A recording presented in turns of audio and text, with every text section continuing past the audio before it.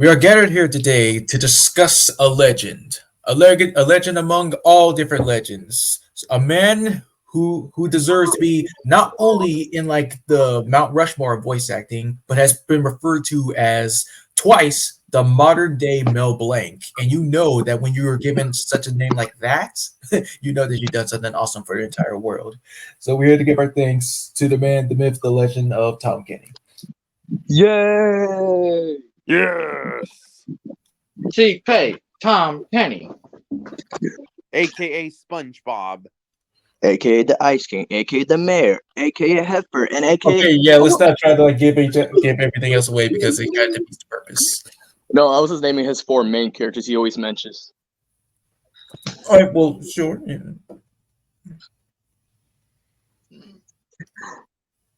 And of course, starting off where it all take us to childhood. Yes. And of course, Fresh, you character explain. Okay. So I speak for all of us where yes, like what you said, many of us got introduced to Tom Kenny due to SpongeBob, and well, when we do find out how it's true, how he really was like introduced to the world, we'll get to that later. But what else? But SpongeBob? Like I remember ever since it was like yesterday. Like I was like so much into the game of watching the show because it was so classic back then, which people sort of like miss. But what made me really have Tom Kenny as like my most favorite voice actor of all time was seeing him through the behind the scenes. Like you were singing like "Take Me Out to the Ball Game," and like I was like, no, that's incredible. But then other different surprises was when he played other different characters, which we will go into it deeper. So that's all I had to say for my side so far. All right, cool. And he actually based his voice SpongeBob off of when he talked to Steven Hillenburg, the creator of SpongeBob, may he rest in peace, because he was like saying like Elf had a bad day at work. It's right, and also let's be sure to just make sure that we don't jump in quickly. There. Yeah, for my side, yes. Introduction to Mr. Tom Kenny and SpongeBob, yeah. Again, if you saw my Mount Rushmore video, yes. One of the main ones for my Nickelodeon Mount Rushmore. Because although, yeah, we don't have to talk about like what is now for SpongeBob, but talking about the early seasons, it's just SpongeBob and the rest of the gang, they're just hilarious and anything that could put into their way, especially the specials. That's what I like about the show and the character. Yep. And from you, sorry, Mastermind. Yes, I of course got introduced to Tom Kenny from SpongeBob when I was a kid, because I've been watching the original SpongeBob first, and it was enjoyable, especially the first episode, Help Wanted, because that's where it all started. Mm-hmm. Man, going back to the fields. Yeah, and of course, if y'all saw this year, yes, of course, Tom Kenny got to go to the Super Bowl in Las Vegas. That is true, along with Bill Frickabocky. Yep, indeed. Mm-hmm. That was really cool. And tonight, of course, it's technically Tom Kenny a perfect buddy, but they're gonna animate SpongeBob project to be the host of tonight's Kids' Choice Awards. Yeah, that's also the cool part. And yeah, speaking of which, question from your side was SpongeBob. Of course, he's been part of my childhood ever since I was a little kid. And yeah, it's a great aspect of my life. Yes, SpongeBob himself is kind of annoying, but the way Tom Kenny portrays as him sometimes, it's just gold. Solid gold. Yes, agreed. And speaking of which, with SpongeBob, there's his pet Gary the Snail. Yes, and to admit, yes, he is the smartest one out of all the characters, to be fair. I mean, you're not wrong. I mean, like, there were people saying that Sandy was still a good character here and there, but I mean, like, I'm gone from the shows. Yeah.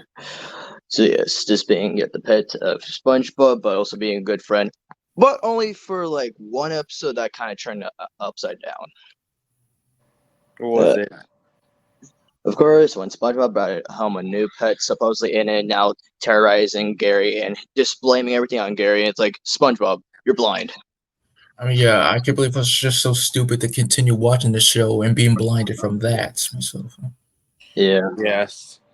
But hey, at least Gary got rid of that thing for good. Exactly.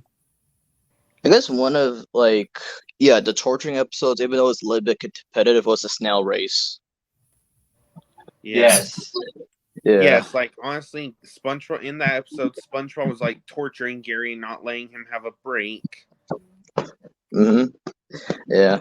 And Or did you say I was pushing it too hard? That's what she said. exactly. And yeah, I don't know how a motherfucking rock wins the race. Let's just say Patrick sneakily moved the rock towards the finish line. So yeah. Okay, there are times where Patrick could be clever, but I don't think he's that clever to say, "Hey, let me just move the rock." Yeah, and then of course at the end of that episode, all of a sudden Sandy just comes out of nowhere and she just kicks SpongeBob's butt. I mean, yeah, but I found out that this could be a deleted scene where she got arrested for that. wow. So that would have been the second time she got arrested after she got arrested for public nudity in the Sandy episode with Plankton. Before. Yeah, I was gonna say that was beforehand. But yeah, one of the few times with Gary that was surprising is like when SpongeBob was going to everybody's dreams, and you can actually see Gary talking. And that was but that was a different. Sorry, go that ahead. was a different. Yeah, I mean, like, yeah, if like for anybody who's gonna like watch, like if you like he had a different voice, like it will be confusing a little bit. Oh, okay. Wasn't it D. Bradley Baker though? I mean, it kind of sound like it. Yeah, but what can you say? Man's best friend, except for one episode. But yeah, Gary's very loyal. Except for getting a bath, so he's not loyal for that because he's a portraying cat, and cats hate water. Yeah, I mean, yeah, and of course, yes, one of the best ones from Tom Kenny, Patchy the Pirate, the biggest fan of SpongeBob. Which is actually Tom Kenny himself in the costume of a pirate. Yeah. Yeah. And yeah, of course, while he was Patchy a pirate, of course, he didn't always wear the same outfit all the time. Sometimes he wore different outfits, like, the caveman episode. He was dressed like a caveman once. Mm-hmm. And yeah. So many attempts of like meeting SpongeBob, but for like SpongeBob's big blow up birthday, to finally get to meet him while singing with the rest of the fish, it was pretty good. Yeah, and that should have ended the whole series, to be honest. And me and Buzz actually talked about that. Okay, yeah, I did talk about this because similar with Stanley, it could have ended with Endgame and all that, but with Steven Hilberg's sad passing and everything, because remember it was supposed to end with the original movie, but for SpongeBob's birthday, I was like that could have been the finale, like because Patchy finally got to meet SpongeBob. Wouldn't that be a good finale though? Mm-hmm. Yeah, Probably. Yeah, and plus in the birthday episode, the SpongeBob and Patrick meet their voice actors too. All right, that's right. Like Jim Bob. So, Tom Kenny portrayed Jim Bob, just putting on like a live action SpongeBob role. Yeah. That must have been fun. Yeah. Yeah. Let's see here. Going back with Patchy, your opinion, Fresh? I mean, like it's one of his more hammier roles, and like he's just freaking hysterical every single time. Like it was just one of the main surprising was like, oh, look at that. I just really had no idea that it was Tom Kenny up until like years of just learning much more about Legends. Me too, man. Me too. Because you want to know that was the SpongeBob himself. But yeah, after like looking at what he looks like and studying Patchy more, then you realize, yep, that's Tom Kenny. And when Mastermind mentioned the Caveman episode, there's a Caveman that actually appeared, and that was Bill Fagerbucky, aka Patrick. Yeah, that was pretty awesome. Mm-hmm. Yeah, and of course, like unlike Patchy, like Potty was preferring the future, and like Potty was like dressed up as a RoboCop bird, and also he even brought in that robot too. When worlds collide, that was like the best thing out of that episode, though. Yep. Honestly, if I'm Amen, being brother. honest, yeah, Mhm. if I'm being honest, it felt like a reference to the Flintstones. Like, you know, like there was like the episodes where they met the Great Bazoo or whatever his name is. But there's The a greatest. total difference. Yeah. Well, yeah. At least, you know, Patchy doesn't get locked by his wife, but he got no wife. He got no bitches. Sad. Anyways. But I believe the true reference is the crossover between Flintstones and Jetsons. Oh Yeah. yeah. Yep. Flintstones and Jetsons. Mm-hmm. And yes, next up, the French narrator. Go ahead, Christian. Yeah, that's the way does like everybody talks. Imagine because he said like that, where he takes the drink, where he takes the whiz, Okay, you just made it much more better. Yeah. Thank you. Anyway, it took a long time for us to figure out that was Tom Kenny. That was just some random French guy, but no, that was Tom Kenny doing French accent, which he did pretty solid, I must say. Yep. Of course, I know we basically always hear him a lot, but of course, I mean we kind of did see him twice. Like, I mean, the first time we saw him was like, you know, he was of course in his diving outfit until suddenly in the beginning of an episode, like at where SpongeBob was in driving class, like he gets ran over by SpongeBob, and we can like literally see his legs and his diving equipment and stuff. But now in the episode where everyone's being changed into normal sea animals, we now see him in a big diving suit, and he was like explaining Sandy what happens with two different suns. Yeah. Yep. Yep. Oh yeah, and that so he also met Patchy the pirate as well. Mm-hmm. Good times. And next up, we have SpongeBob's father, Harold. Yeah. You know, as a kid, not even just for his parents, but also for his grandma. As kids, we always thought, hey, they look like cookies, but finding out they're like dry sponges. Okay, Yeah, now was you said that, I can't unsee that. That's just great. Did they Yeah. know it before? No, I feel stupid now. No, don't say that. Don't say that. But to be fair, yeah. Questioning: how did two cookies make a sponge? That's wow. No, but you're finding out dried out sponges. But Harold, you know, Tom Kenny kind of used a Southern dad voice. I'm like, okay, I could roll with this. One of my favorite moments, because I was talking to Christian about this, is like when SpongeBob was staying over the Krusty Krab, and then his mom was taking a shower, and Mr. Krabs interrupts, and then Harold's like behind. He's like, "Do we have a problem here?" Yeah. And another one where Mrs. Puff getting SpongeBob the license in a car. His parents and SpongeBob were at her house, and Harold came up to Mrs. Puff and started kissing her hand. Oh, speaking of driver's license, remember when Patrick got his and he was like, "Hi, mommy, hi, daddy." Yes. Oh, I forgot about that. Patrick, how many times do we say we're not your parents? Yeah. Yeah. Oh, and of course, you know, with the French narrator now wearing a different diving suit now, like honestly, if SpongeBob met that French narrator, I honestly think he would probably think he's the Cyclops, because, you know, there was another person in a diving suit in the first SpongeBob movie, and they called it the Cyclops. It's the Cyclops! Run! Nah. And of Yep. course, one of the many villain roles he had is, well, taking over, of course, was the Dirty Bubble. Yes, because who's it? Go ahead.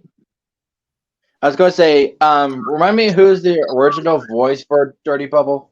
It's Charles Nelson Riley. Yes. Thank you, Fred. Yeah. But with Tom, you know, whenever he has to take over for someone, even like try to like replicate the voice, I gotta say this is one of the few times it's like, wow, you did really good. Yeah, he basically puts on his voice for Chester from K&D. Yeah. Yep. But yeah, in my opinion, I just like both Charles and Tom's version. It's just, you know, very good in my way. Yep. And there was also an episode where, you know, the dirty bubble became the clean bubble. That is true. I was like, damn, you finally cleaned yourself up. Yep. Yeah. Oh, and also like But it's pretty early to washing him. yeah. Yep. And also with the dirty bubble, like I think like I seen this off of a real life SpongeBob in real life video, and like I think Mermaid Man's explained what the dirty bubble's made of. He said it was like, I think it was sewer water, gasoline, and broccoli juice. Ooh, Ew. no wonder. Yeah. But he still pulled it off. And, you know, with other roles, like, yeah, surprising ones as well from Tom is, like, yeah, the first appearance of King Neptune from the episode, where he's, like, you know, going over the cloud, and you see Tom Kenny taking a shower. He's like, ah! Yeah. Oh yeah, that was classic. Yeah. Behold! Yeah. Another one was like, when Sandy was trying to make SpongeBob, you know, try hot sauce, and you can see Tom Kenny's face. It took me a long time to find out that was him too. Yep. And any more from SpongeBob you guys want to mention? Like he was the first voice of young Mermaid Man, like in the episode where they first introduced Mermaid Man and Barnacle Boy. That is true. Right. Yeah. And these other minor bikini bottomites, recurring bikini bottomites here and there, like Harold or Fred one time, and Nat and like all sorts. Yep. And of course, what's really cool is that, of course, you know, we also, of course, get to see SpongeBob in 3D animation, like, you know, of course, with the new SpongeBob movie. Yeah. Yeah.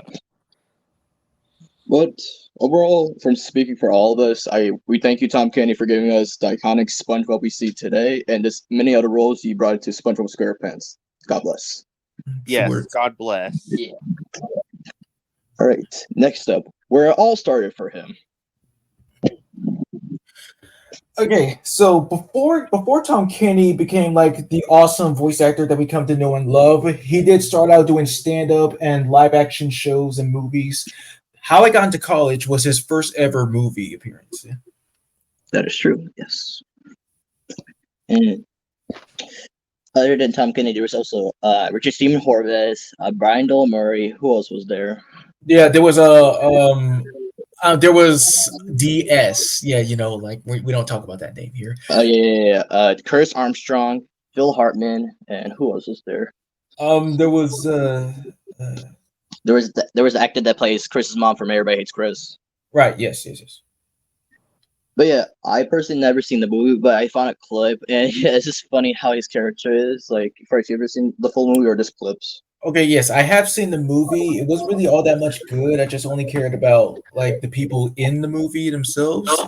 But but yeah, like it was just these two guys, answers A and B, trying to help out like the kid about like well, you know, about like whatever his problem was. But my most favorite part was when A and B were just skydiving. Yeah, and Tom was just like screaming his head off. Yeah. But good times. And now, to officially get into the introduction of his voice acting industry, go ahead. Yeah, Rocco's Modern Life. Yes. With the first ever character he played, Heifer. And how he described the voice is like, he based it off his nephew, you know, every time he's trying to laugh and everything, he based the voice out of that.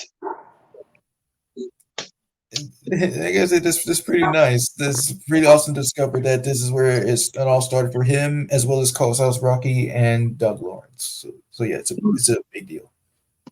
Yeah.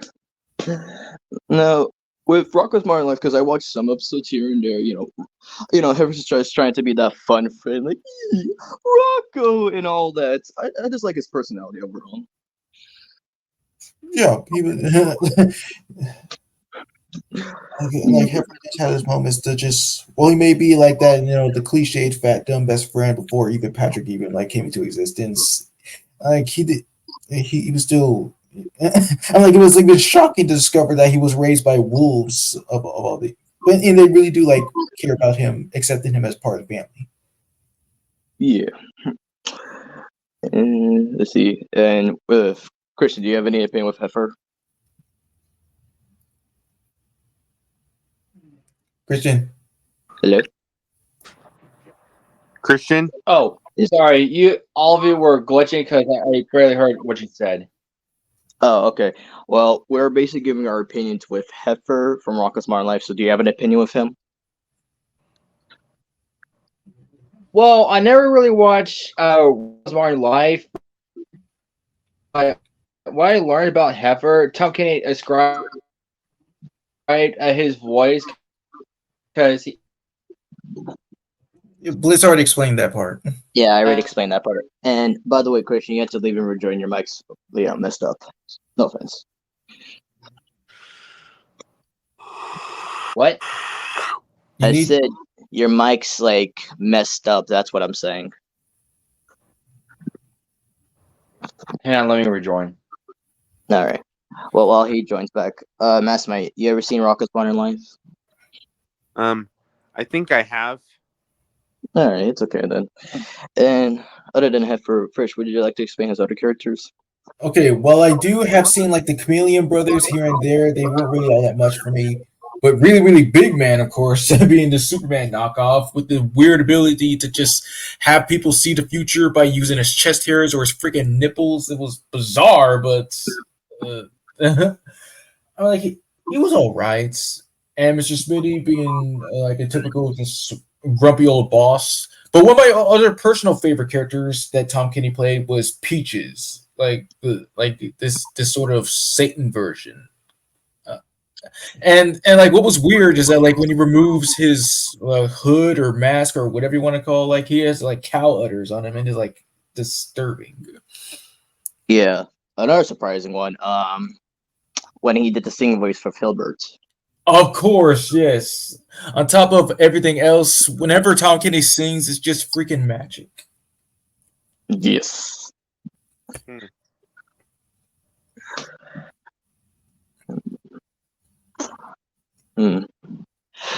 You ever seen the 2019 movie where they all come back? I did, yes. How was it for you? Okay, I was like, all right, this is pretty good. But I was ultimately shocked when freaking Ralph Bighead was now a woman. Yeah, I saw that clip too. I was like, oh, damn. But it's okay. Hear me now? Yes, we can hear you. Okay, good. Okay, so do you want me to restate what I said? Well, I know what you're gonna say. He based it off of his nephew because I already said that. Oh, nephew. I thought it was his uncle. My bad. What? I don't got an Uncle Jesse. I wish. But with the character overall, what do you think of him, Christian? He's all right. If I watch the show enough, I would like him more, I guess. But he's all right. But I like your guys' opinions. All right. And thanks to this show, yes, as Fresh said before, creating the careers of Tom Kenny, Carl Ellsworth, and Doug Lawrence. And yes, to the next one. Yes, one of Tom Kenny's more popular roles with SpongeBob and anybody else. And to start off, Fresh, why don't you explain the Ice King? Okay, yes. Well, he did start out as the quote unquote main antagonist, I guess, at the time. Like there was much more depth with Ice King. Like, of course, yes, he's hilarious, he's hammy, he's everything that you want in a bad guy, but he has a little bit of a softer side because originally known as a normal man named Simon Petrikov. And like his origins is kind of similar to that of Mr. Freeze, if you kind of like put it that way. Like he's only doing this for his beloved wife, and well, like ever since coming in contact with this magical crown that just give him ice powers and change him like instantaneously, like as the days go by, losing his sanity by the minute. It's just really sad, and you really feel bad about him, and it just kind of makes you.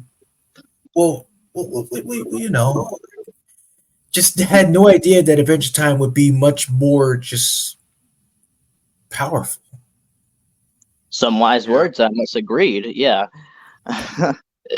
Because yeah, when I first learned about Simon, it was an episode in a later episode where the Ice King entered this arena and they were fighting off someone, and basically this this guy was like putting a reverse to everybody and basically turned Ice King back to Simon and going back to his roots and learning about what happened and everything. I was like, oh, okay. And yeah, you ever seen those videos where it's like villains that are evil or broken? Yeah, Ice King is definitely broken from there. Oh, Yeah. obviously. Yeah. Yeah. Do you know what Ice King means? Yeah, I know what Yeah. Ice King means. A big Yeah. nerd. And yeah, sometimes Ice King has to do the unthinking. Like I know ever since Marceline was a kid, he was protecting her, and unfortunately he told her that he had to use the crown because they were surrounded by so many of those acid zombies. Yeah. And yes, the Ice King was more of a father than Marceline's actual father. And speaking of our actual father, I remember that encounter when Marceline's father met the Ice King. Oh, Like, how'd yes. that go? Right. Like, first, you want to do it? Okay, well, I mean, like, yeah, right. His name was Hunted. Yeah, Hunted. He was just like basically sucking up the souls of the penguins, and Ice King was just confronting them like, "You dare approach my kingdom and terrorize my penguins!" And then he just like freaking scared him, and he's like, "Ah, I soiled my tunic, but only by choice." Yeah. Well, one of my funny parts about that is like when when he throws Gunther, he catches like Gunther. I did not tell you to fly. Like he said, "Who told you that you can fly?" He said, "Like Oh, oh, sorry. Go. Oh, damn. Oh, speaking of Gunther, yeah. So I basically Tom Kenny does all the whans for like the penguins and Gunther. Gunther is very funny though. Well, Yeah. he didn't know that Gunther is actually a girl. Yes. Yep. And what can I? Oh yeah, I remember this one episode where the Ice King was smelling something bad, and he thought it was Gunther, so he sent her away, and it was like, "Bye, Gunther." And the Ice King, after like minutes later, he's like, "Oh wait, that's me," and taking a shower, and Gunther came back so mad. Yep. Oh yeah. Like, Another why'd you episode. send me out there for? Yeah. Oh yeah, another episode I remember with Gunter was like, unfortunately, Gunter had an alien brain in him or something, and like he like made these like Or shapes and stuff. no, I mean, like Gunther's not Or technically a woman. Wait, break. Let's break it because I believe in the ninja episode, while Gunther did lay an egg, like he isn't technically a woman since like Ice King like explained that because like all the penguins are named like Gunther to be like yeah, if you didn't know that. yeah, okay, my bad. okay, but yes, a Gunter penguin. Like, unfortunately, one of them had like an alien brain or something, and like they like he like made some shapes referencing alien symbols, and then he was and he was like used his knowledge to like make a signal for like an alien planet, Yeah. and they Speaking. thought and all the aliens were thought it was Orgalorg. Yeah. And what I was gonna say is, if you see in the final episodes, Gunther put on the Ice King's crown and became their own Ice King, basically. If you didn't see that, Yeah. Well, I stepped away from the show, so that's all right. But speaking of stepping away, Magic Man. No, this dude, he's wild, especially what he's done Well, to you Finn. guys continue talking about him. I'll be right back. I got. Oh, okay, got you. Oh yeah, I remember Magic Man.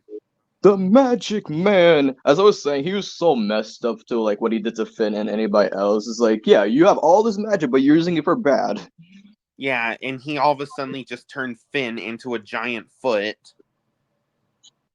I gotta admit, Finn singing in that episode was like, wow. Yep. And yeah, of course, he turned people into like body parts, like limbs and stuff. I think I remember one episode where the Magic Man switched bodies with Jake. It's been a while. But yeah, The switcheroo. yes. And your opinion first with the Magic Man?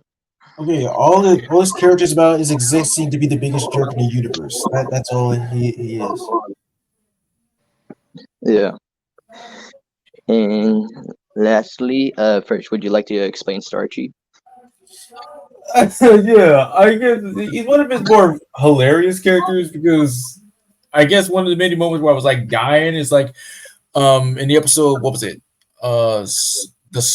The slumber party episode, if I remember correctly, like the zombies, and when the candy, whenever the candy people see like zombies, it causes them to flip out. Um, uh, according to Princess Bubblegum, so like when he saw the zombies, it was like. Yeah, I would remember seeing that in the promos. I was like, damn, that's funny. It is, and that's just basically like Starchy's voice in general. Yeah. Oh, damn. And other than these characters, any more characters you want to bring from Adventure Time by Tom Kenny? Oh right, Bufo. Like there was this tadpole. I mean, like this frog wizard guy who has these like tadpoles in his throat, and they all speak in unison. I'm like, whoa, that is so awesome to hear. Like all of them were played by Tom Kenny, and then one of them break away by like, dang it, Leonard! If we don't talk at the same time, nobody can understand us. It's just you hear the freaking like all of them talking at once. It's just so awesome to freaking hear for some reason. It is. And there was another character, if you're not familiar with him or not. There was also Flambeau. I mean, yeah, like this little fire dude. I mean, kind of like remind me something out of freaking Mixels, but I see. But overall, yes, as I said, was like one of Tom Kenny's more popular shows, along with SpongeBob or anything else. I just think of the most for the Ice King. He was just awesome. agreed. Yeah, agreed. Now we wait. Let's see. Well, to keep us occupied for a while. I'm gonna go. Oh yeah, I if y'all saw my Instagram post, I did mention I went and saw Jeff Dunham last Wednesday on Wednesday. Wait. When you say you saw him, what do you mean by that? Did you mean like you actually went to go see him, or you were just like seeing something on like Netflix or something like that? He came to Buddy Holly Hall, and I got to watch his show there. Oh, look at you, man! Well, I'm actually jealous, but that's cool. Yep. Yeah, I was jealous too, but in a good way. Yep. Yeah, I got two things. I got the Ahmed T-shirt, and I even got an Ahmed bobblehead. It's Ahmed or Ahmed for that matter. Silence! I kill you! I kill you! Yeah. Oh my god. Yep, pretty cool, right? Pretty yes, cool. I would think so. Pretty cool, dude. Then let's bring up the next one. Remember, I did this one time. The city of Voiceville. Yes. And Christian, would you like to explain this one? With pleasure. First off, with the mayor, we have no idea what his real name is. He's always referred to as the mayor, so it's clear unknown what his real name is. Yes. Yeah. But he's just this guy. He's a little scatterbrained because he always have Miss Bellin do stuff for him sometimes. But he is respectful sometimes, especially with the Powerpuff Girls. But man, there's this one episode Father's Day where girls want to get golf clubs for him, but it was like $1,000 or something like that.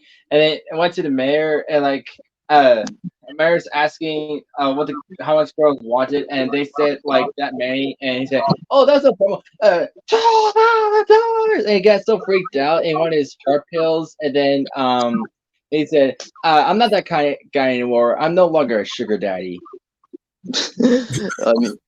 I mean, that one episode with, supposedly with Miss Bellin, seduced that says otherwise. Yeah. Oh yeah. Yep. With that sharp pencil.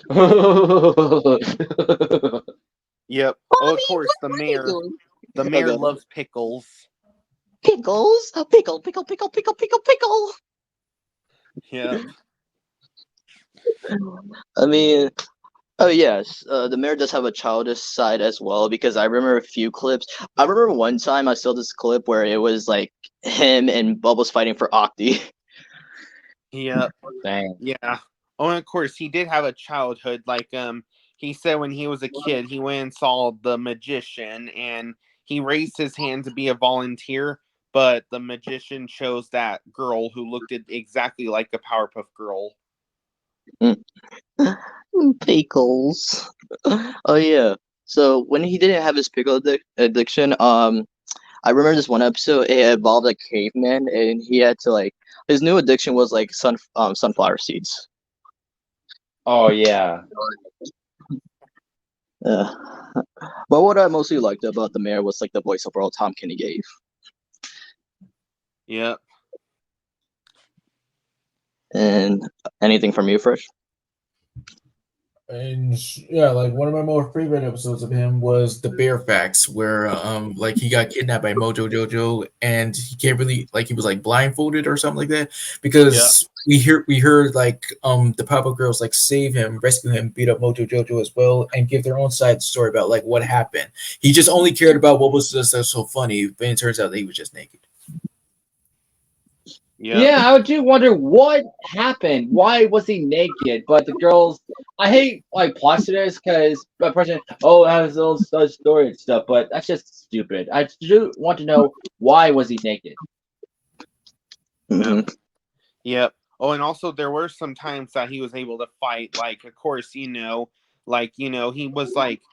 wearing Fuzzy that nobody wears his hat, and then suddenly he just ripped his boxing outfit and he got buff, and he just beat the crap out of Fuzzy. Yep, the mayor is Yep. random. There's one. So yeah, if there's one thing that the mayor does not like is people wearing his hat. Nobody wears his hat. Oh wait, that reminds me. You ever seen that episode where the girls actually went to his dreams? Yep. No. Yeah, so the episode starts with this, like, yeah, the mayor's having nightmares, and goes to the Pop-Up Girls to say, and then, yeah, the professor, coincidentally had, like, a machine that could bring the girls into his dreams, and, yeah, the mayor was so buff in his dreams, like, a super mayor or something like that, and, yeah, everybody looked like the mayor, about pickles and everything, and, at the end of the episode, it was kind of pointless, because he was like, nightmare? It's about pickles. I'm like, what? Didn't you just have a nightmare? Yeah, and plus everything was made out of pickles. Pickles, yeah. Yep. Speaking of which, initially with the mayor, it's funny. He also Tuck Penny also voiced the mayor's wife. I was like, wow. Oh. Yeah. Yep.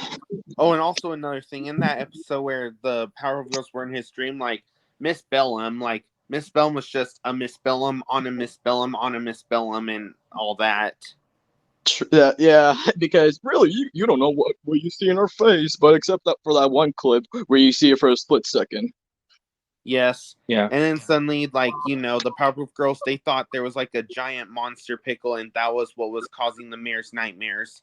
But unfortunately, he just wanted to give the monster pickle a hug, but they got in the way and put it in a jar. That's what I didn't like. I was like, why are you blaming the girls? Didn't you come to ask for help? Like, you want to hug mayor? You're just random out. Yep. But then after Yeah, that's why he's a scatterbrain. Yep. Mhm. But he was able to go to sleep at the end. But unfortunately, the Powerpuff Girls had a nightmare where they got put in the jar instead. Yeah. Oh god. Yep. Yeah. Remember the episode where their giant robot was causing destruction and they're trying to figure out who it was, and it turns out it was the mayor because he pressed a button. Yeah. Yep. And then he accidentally pressed it again. Oh, mayor. What can we do with you? Yeah. But let's see. Going next. Yeah. Go ahead. The robot's name was Dynamo. Yes. And going next, the narrator is such a majestic, superheroic voice from Tom Kenny. Yep. And yeah, for the mayor, he did his Holmometer voice. The mayor? Don't you mean the narrator? Tom Kenny, narrator. For the narrator, Tom Kenny did his Holmometer voice. Huh. Okay. Holmometer. From SpongeBob, he means. Like, I guess, like, he's referring to that. Yeah. Okay. The Holmometer. Yeah. But yeah, I already said my opinion. Anybody else? I'd I say mean, like I like how he just. I mean, I guess it's hilarious and cool that he interacts with the characters like here and there. Yeah. Yes, I agree. And like, how he like makes the narrator talk to the mayor and stuff. hmm I mean, I kind of just said that. Oh yeah. Mayor, it's time for your speech. And you, Christian? This is very similar to years later when her show Word Girl. This is basically the same scenario. But yeah, Tom Kenny as a narrator is pretty hilarious, and I love how he has the episode. So once again, they said proper, but it's not always proper girls. It's usually like a character or the villains or the Sea Challenge vil themselves. Yeah, Yeah. change up here and there. It's good to spice it up. Like it's called couch gag. Yeah. Yep. Yeah. Oh, and of course, there was also a scene. There was also an episode where Mojo Jojo captured the narrator, and then he was the narrator now. hmm Yep. But luckily, the Powerpuff Girls found the narrator. hmm And next up, one hell of a young bully, Mitch. That sounds like Popeye. Oh, intermission. Interesting. Okay, got you. Oh, that reminds me. I'll be back as well.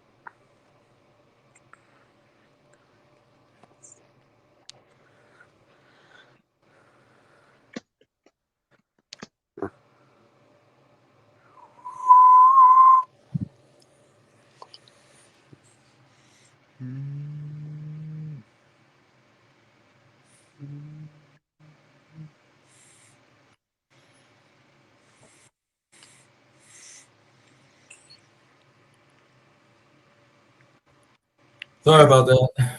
It's all right. All right. That's my. That's I good. just got that picture. Yeah, I would imagine the narrator being like that. To be fair. Yep.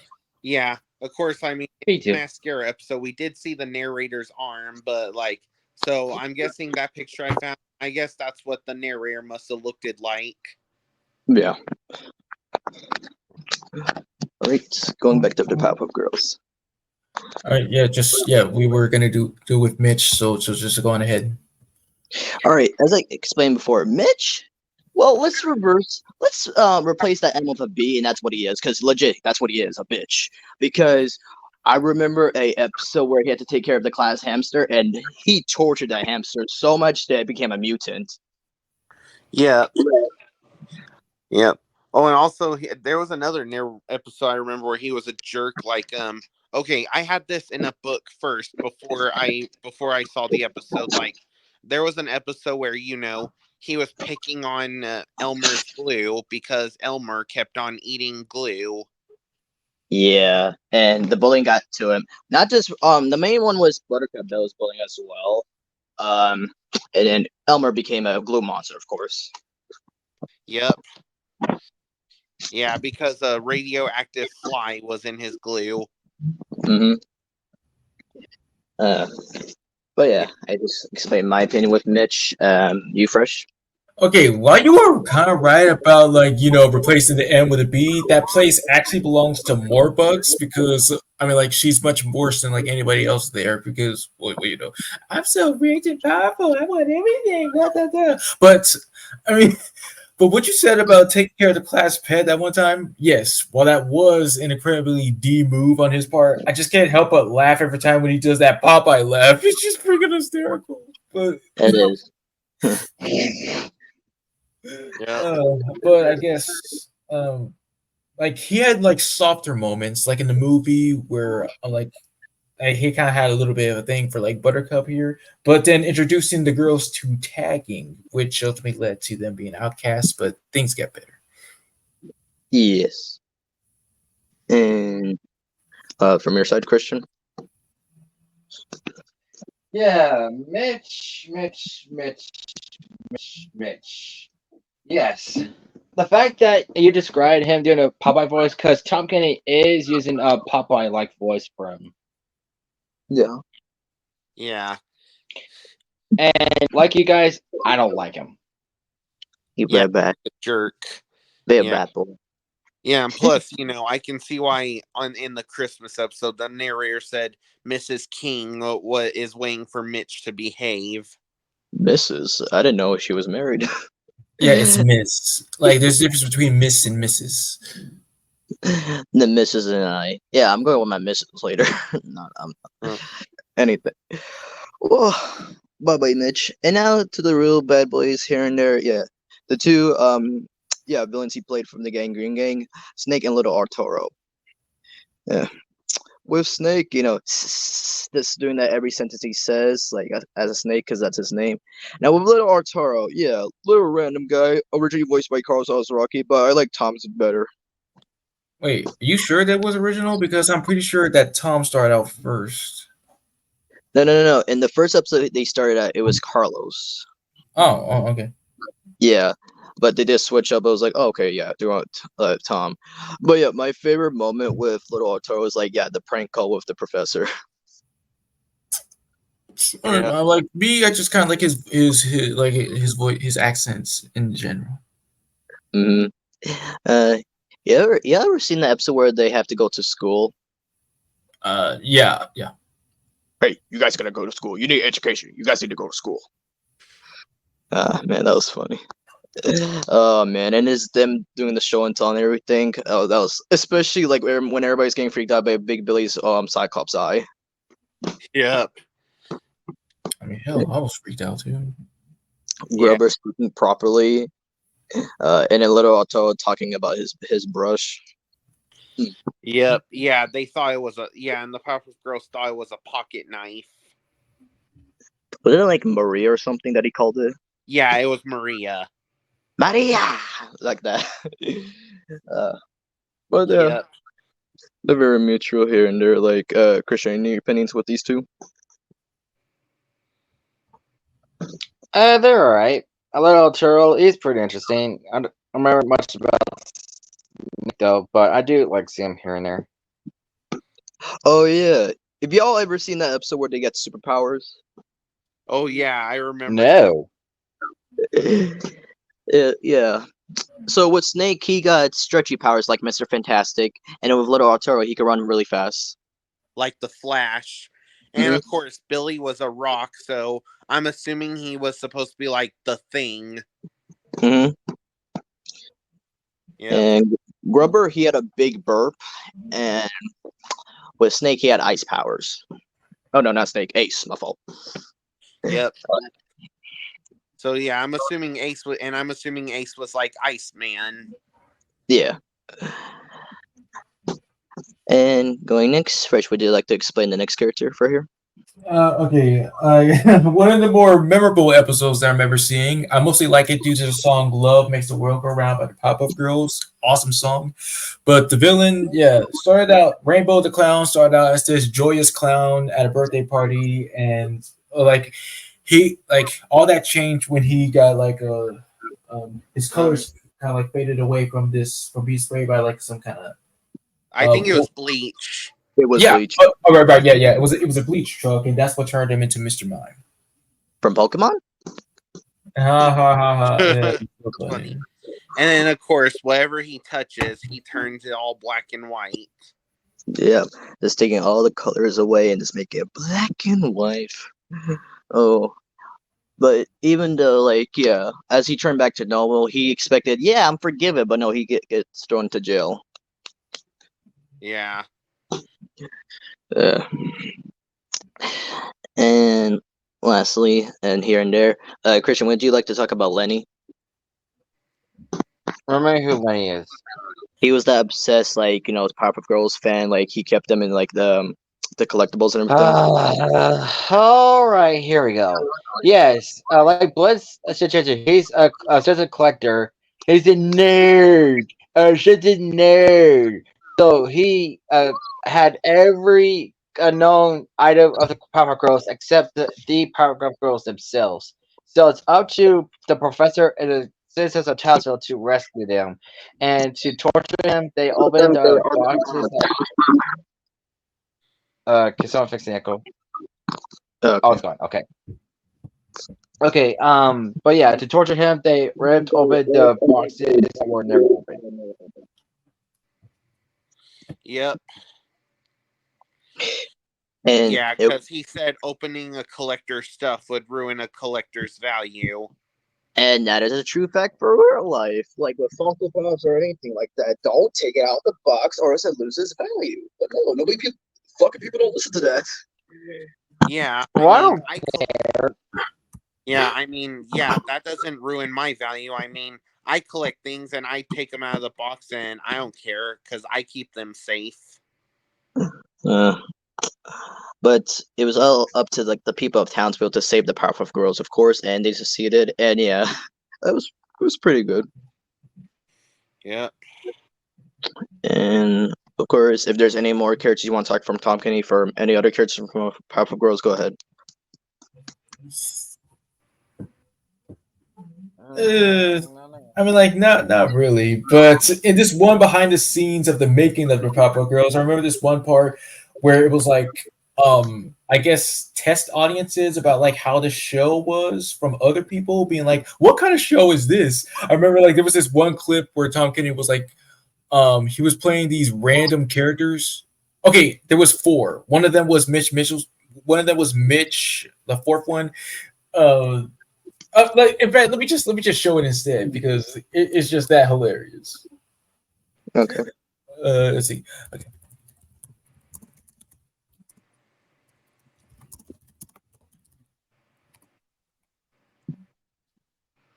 All right. Let's see. And oh, there it is. Let's see. And let's see. Just a second. Just trying to like hurry up and hurry this up. This won't take long. Okay. This is the worst cartoon ever! Jimmy Jerkface, 11 years old. It's terrible! What are they, bugs or something? Billy Bigmouth, 10. I'm gonna be sick! Peter Puker, age 11. Whoever made this should be fired! Mitch, the evilest child in the world, Mitchelson, 5. Yep, I remember that. Also, that scene with a kid on the kitchen not kitchen but dinner table. He was like talking about like mentioning eat vegetables, and his dad kept saying right, but then showed his wife next to him, and she fed him broccoli. Right. It took me that long to figure out it was from that episode. Yep. Yeah, and when I showed it to Blitz one time, he said that she looked like Vilma, and I agree. She did. But once again, this was one of the more childhood shows from Tom Kenny that he's voiced in, and again, thank you. To the next one. Oh, jeez, all right. Jeez, a cat dog. You're a cat dog. A cat dog. Yeah, cat dog. What's up with them cat dog? Yeah, Cat Dog was like one of those shows I would watch at night. It was that line with Hey Arnold and Rugrats. But Cat Dog was a very interesting concept, like a hybrid of a dog and a cat. And I was like, okay, Well, they're conjoined twins, dude. oh, okay. And what do you call it? And I just like the teamwork of both. Yeah, Tom Kenny and Jim Cummings. They just did perfect. But Dog as a character, else can you say? He's hilarious. I mean, unlike TK has said that he has a passion for voicing lovable yellow, like dull-witted characters, like of course, yes, Dog, Heifer, and SpongeBob. So there's that. Maybe. Yeah. Y'all I don't know if anybody's seen this episode. Do you remember the episode where Cat was trying to get like buff and everything, but Dog ate all the cans where it's supposed to make it strong and he become like a big buff muscle like dog. Have you seen that? Slightly. Mm-hmm. I do remember there was an episode where they found their parents. Yeah, I was like, wait a minute, this kind of makes sense. Like why Cat Dog's like this today. Yep. And okay, oh yeah, going to here with Cliff. Yeah, of the Greaser Dogs. Yeah, he's one tough dude, I must say. I mean, kind of like the accent that he gives him. Well, isn't that a coinkydink? Yeah, I like the voice too. But yeah, again, I just appreciate this show and all that it brought, especially from Tom Kenny, Jim Cummings, and anybody else from the cast. It was just a great show to watch. Yeah. Really glad to just pick up on some episodes here and there. Yep. Now, to the next one. Ooh. Is that the Cookie Monster I see? Oh no, it's just Eduardo. Yeah. Again, like we will get straight deep into that. I just have to say it was one of the many surprising ones because yes, around the time when I was watching Foster's, it was like one of my personal favorite Cartoon Network shows, and Eduardo was one of my favorite characters. But then, let's see, 3 years later when El Tigre came around, and I was like listening to Puma Loco, I'm like, oh my god, is that Eduardo from Foster's? But then later I just realized, oh, it was Tom Kenny the whole time. I thought it was Carlos Alice Rocky because they were supersonic voices. But god dang, it just blew my mind because one of the more guttural voices that kind of like strain your throat, but you still kind of like had to pull through. Yeah. Exactly. Oh, I would love to see Carlos Rocky voice Eduardo though. Yep. Oh yeah, with Eduardo, I remember there was one episode where Eduardo found $100, but everyone was like trying to get it from him. Yeah. And I remember the few times, he was trying to buy Wilt some lemonade, but the guy was like, "Oh, I got no change, dude. The guy is dying. He's been carrying stuff." Yeah. Yep. Oh yeah, and also of course in that episode we of course see Mario and Luigi in there. Mm-hmm. Yeah. What was surprising about that episode is like the ending where it showed like Ed having a safe of like money and anything like, oh my god, Ed, you're rich. Yep. Richie Rich. I just saw that movie last night. Okay. How was it? I mean, like it's great for a second watch. Yeah. And with you, Christian, with Eduardo. Of course, he's a really lovable guy because of his kind-heartedness. But if you slightly make him mad, do not mess with him. But all the same time, he's like very soft and very wimpy. But you can't hit him. He's Hey, pretty show good. show some respect, man. I'm just saying, Yeah. like what his personality is. But I'm just saying, like you can't hate him because of that. I mean, we Yeah. called him the W word, though. Don't call Yeah. him wimpy. That's Oh, already and also taken of by course there people. was an episode where he was becoming friends with a bunch of fleas. Yeah, I remember that. Oh yeah. Yep. And yeah, Blue was jealous because he doesn't have fur. But then of course at the end he thought he had fur, but Mac told him that those are leeches. Ew. Yeah. Yep.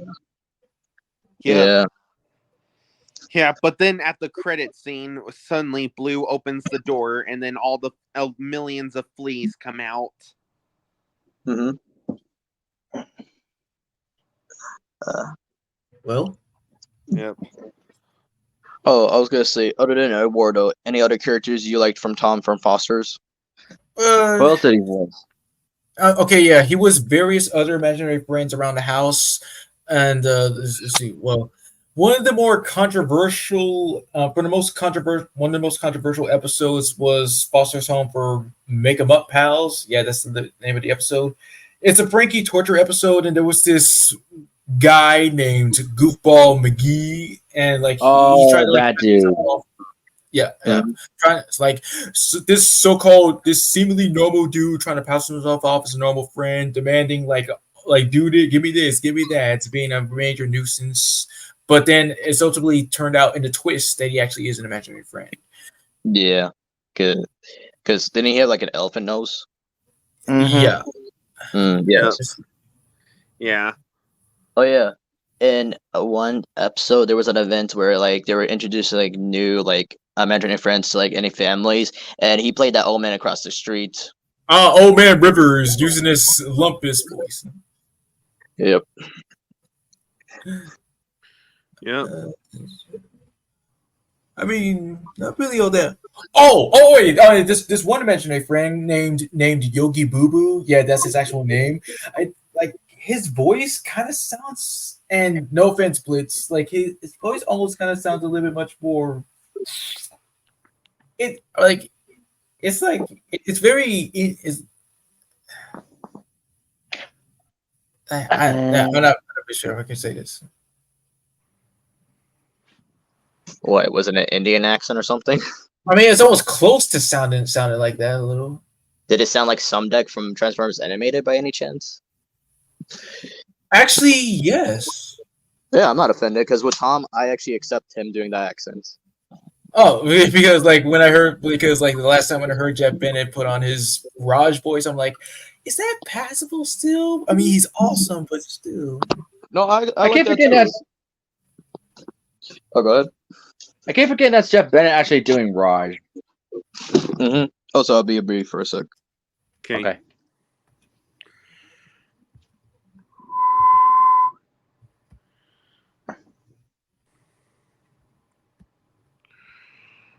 Mhm.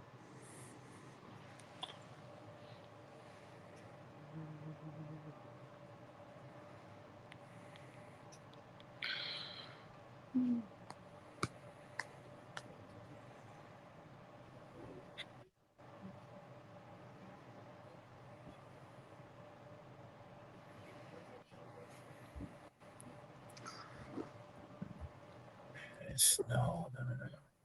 Oh.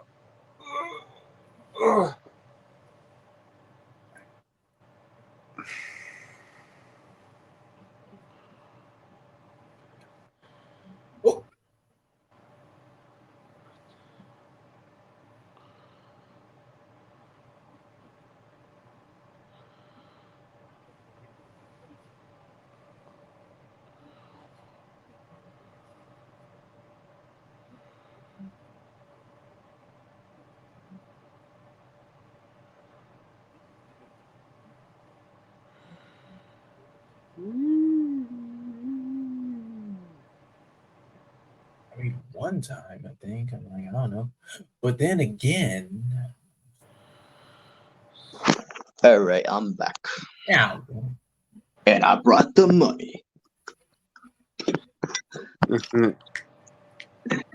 But yeah, as I was saying, I don't mind. Like, yeah, Tom Kenny, Jeff Bennett, acceptable. It's also with Tara Strong because I remember she was voicing this Indian chick from Powerpuff Girls. I was like, that's a really good accent you got there. I did not know she can do that. Yeah, because it also reminds me. Last night I was watching Rainbow Siege gameplays. These guys were doing an Indian accent. I was like, oh my god, you guys are hilarious when you do that. It's just like what? Okay, not just with me, but with anybody else from countries or states. Like, if you do it in a racist way, that's when you can be offensive. That's the problem. Exactly. That's what I've learned. Oh, come on. Mm. And oh yeah, what was it? That episode with when that family was adopting Duchess. Didn't he voice that dad? Maybe. I mean, like that is. I think he did. But overall, yeah. This with Tom Kenny returning for a Craig McCracken like project. Another one we'll be discussing later, but he's still good for Foster's Home. Yes. All right then. Next one. Attention campers, Scoutmaster Lumpus would like to talk to all of you. Yeah, shit. And apparently he made a oopsie. Yes, Scoutmaster Lumpus, Lickman, and others from Camp Laszlo. Lumpus, what can you say? Just being so like angry all the time, just getting pissed and everything, just want everything their way. But of course, who could forget? This is the awesomeness that Tom Kenny brought to this character over here. I mean, yeah. If I recall correctly, I think he was like doing a sort of Don Knotts impression, if I remember. Wait, Don Knotts. Oh wait. I mean that I mean, like I heard from the facts, or let me just like get a little bit of a recap or something. But go on ahead. Well, yeah, Lumpus, I explained with Slickman, yeah, this vision being calm to like the second wing of like Lumpus. I'm like, yeah, this guy's pretty chill. In fact, he's so chill that like he has been described by Tom Kenny as his favorite role from the show. And I can see why, yeah.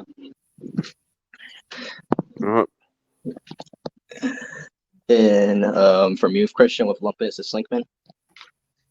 For Lumpus, yeah, he's very mixed. Like you say, he's always angry and like he hates everybody at this point. He doesn't really care.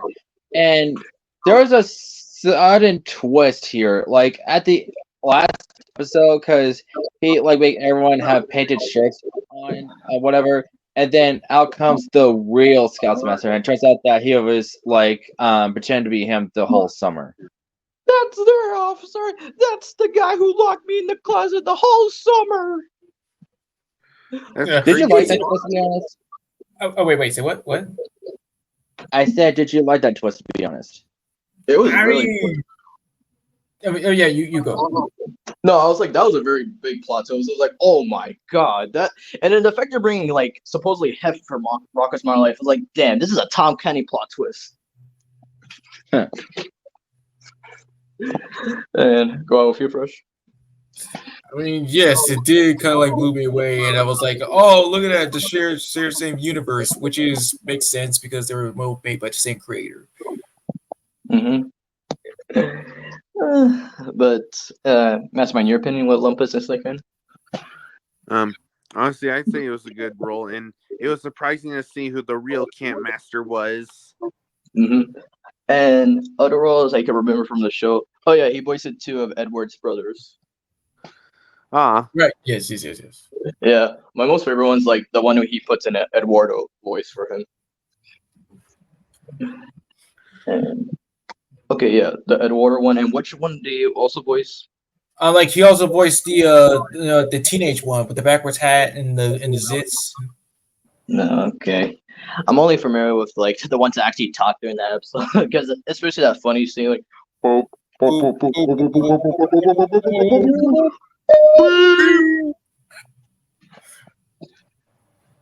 Yeah. And any other characters from your side from Camp Laszlo? He was Santa. Ooh, that's pretty nice. How was it for you? Yeah, like first hearing Tom Kenny as right, yes, I have seen Paradise PD where he was also Santa. Like, yeah, like this one, yeah, it's a much more tamer version. Yes, and I really did like the special. And of course, the best part of that is that special is that Edward like celebrated for himself. He was like, "Happy Christmas to all!" And it was like, "Oh yeah." Pretty good. Although, yeah, it's one of those like lesser known but still childhood shows from Cartoon Network. I still appreciate it. Lesser known, but yeah. Hey Johnny, what are you doing?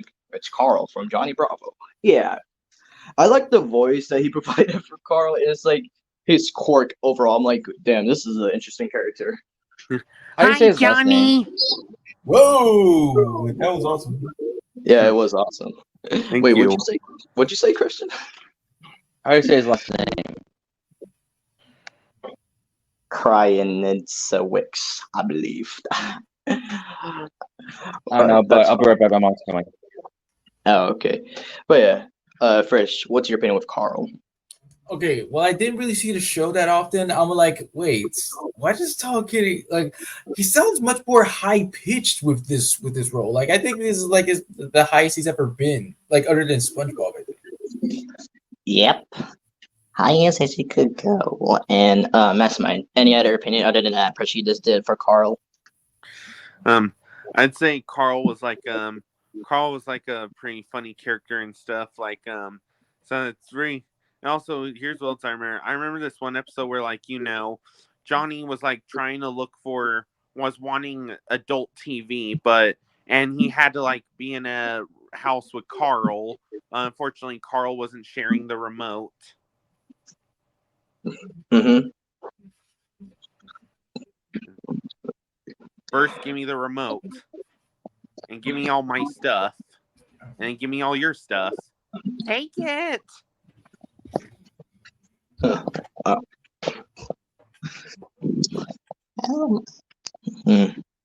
then we go to intermission. All right then. Oh, right. I remember where we're supposed to go now.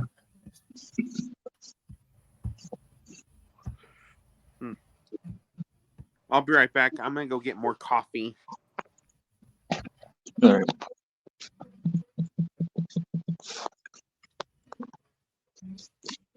If you love to travel, Capital One has a rewards credit card that's perfect for you.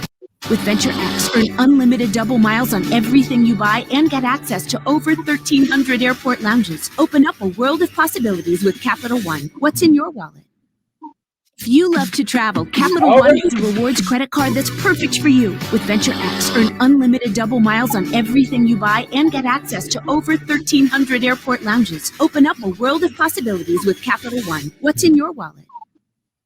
Hey, I'm Tom Kenny, voice actor in animation. I'm known for doing SpongeBob SquarePants, his snail Gary, the narrator that says 2 hours later, and then other stuff like the Ice King on Adventure Time, Heifer on Rocco's Modern Life, the narrator on Powerpuff Girls, the mayor on the Powerpuff Girls, and a couple of hundred other things on my IMDb. So I'm about to see some cartoon characters that I've never seen and try to come up with their voices, what they might sound like, right here on the spot. Great. Yeah. Goofy is always good go-to for cartoons. This guy's got again, you got the teeth, the protruding teeth, you got the big bulgy eyes. This is a dragon who's just really happy to be a dragon. This is a dragon who's really happy to be a dragon. He almost looks like he's surprised to be flying. Hey, I actually achieved liftoff. Okay, it's only. I don't know why. When I heard this voice, when he was doing, you can hear a little bit of Christopher Walken, like a deeper version if you hear that. I mean, I guess. Oh boy! Hello, Sony. I want to be in your new movie, How to Train Your. Oh, sorry, I hit the ground. Ooh. Or maybe you can even make him stupider like this. Or maybe you could even shave off a couple of IQ points and make him even dopier. You know, I'm flapping, I'm flying.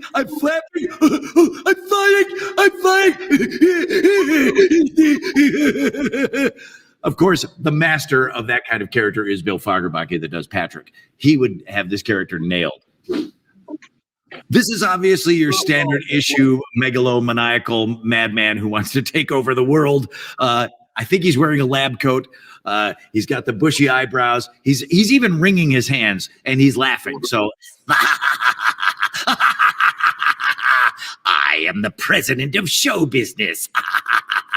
My master plan is to make sure that every movie released is a superhero movie. Actors and green screens, digital explosions, everything, every movie. That's what it's all going to be.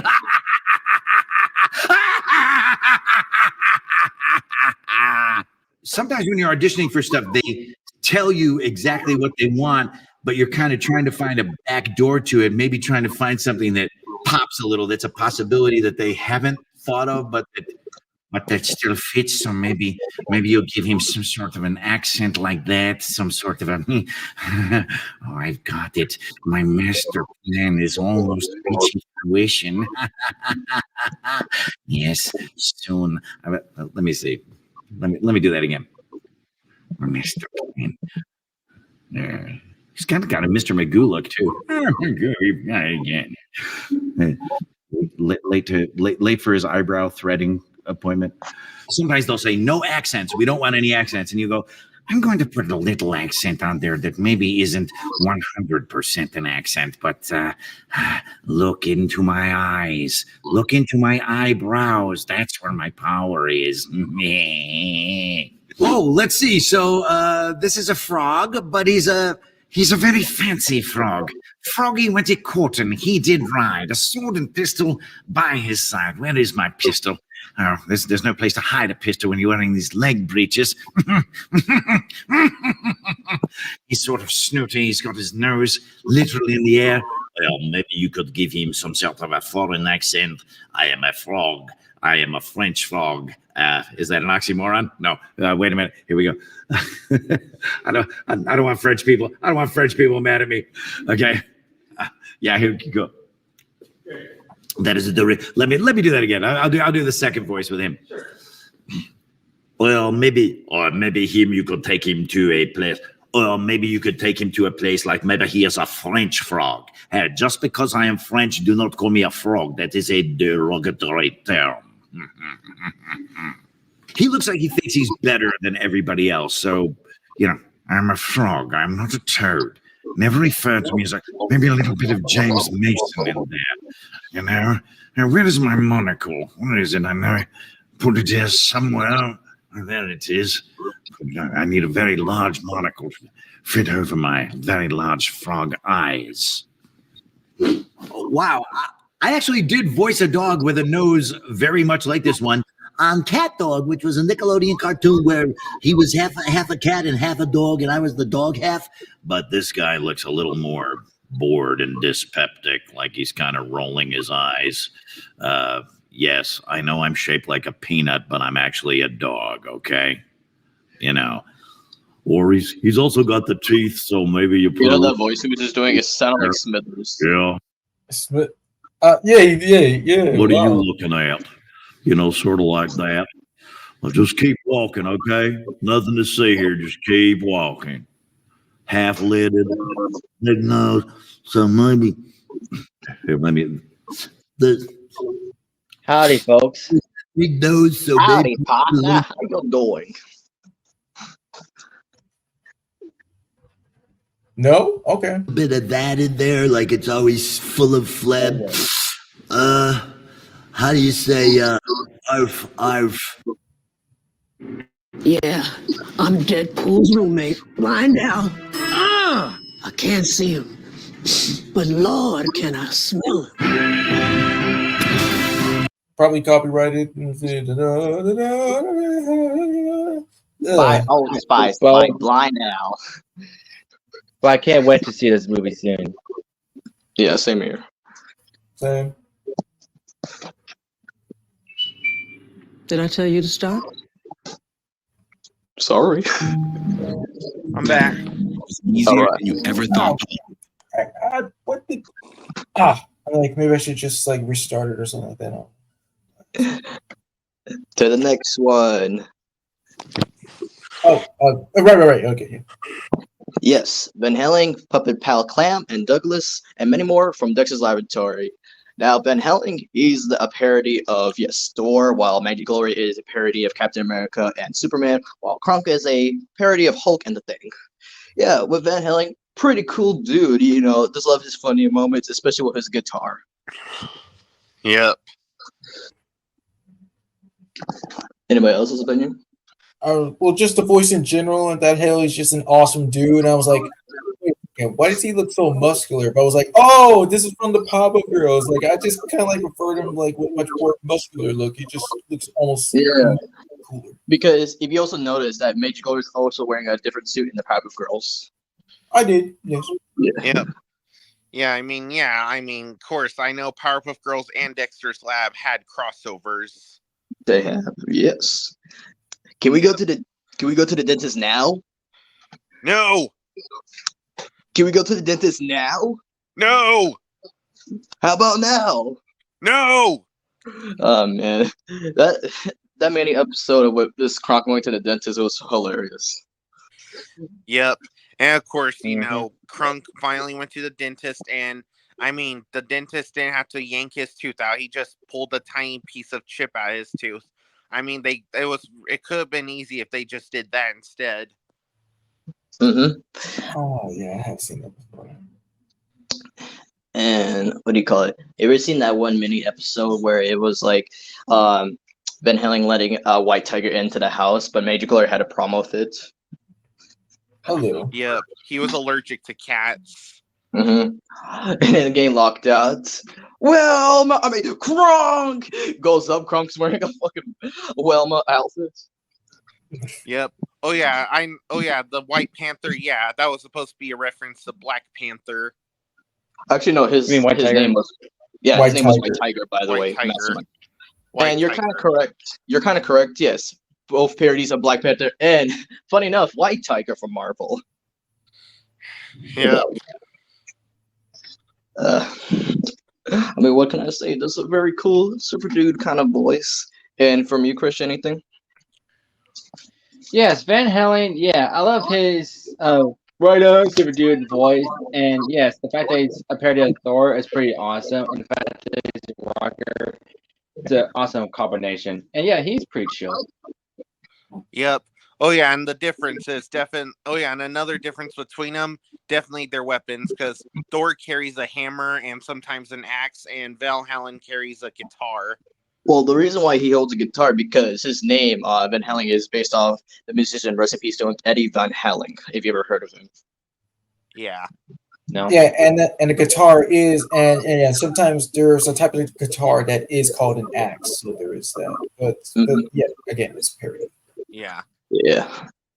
Now for Puppet Pal Clam. Now there's also the other puppet Mitch, who's voiced by Rob Paulson. Now this is Kronk's favorite show to watch.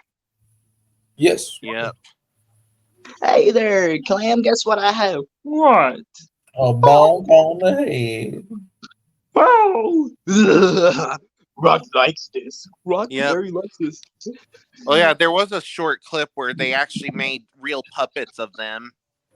I did see that. I actually saw that 2 days ago. I was like, oh, that's really surprising. Yep. Oh yeah, by the way, they did make an appearance in Powerpuff Girls as well. They did, yes. And for anybody that doesn't know who Douglas is, he's a kid that usually hangs out with Dexter here and there. He's the kid that also wears glasses, if you've seen him before. Can't remember. Yeah. There was an episode of Dexter's Laboratory. I remember first seeing him. It was like Dexter and Douglas were trying to find out like what was the all the girls' secret at school, like what they're hiding behind the locker. And turns out when you open that locker, it's like a paradise in there. Yeah. I'm like, what kind of Narnia thing is this? Yeah. Yeah, like the girls' bathroom. That thing in the girls' bathroom. What is that? My Little Pony Land? Yeah, apparently.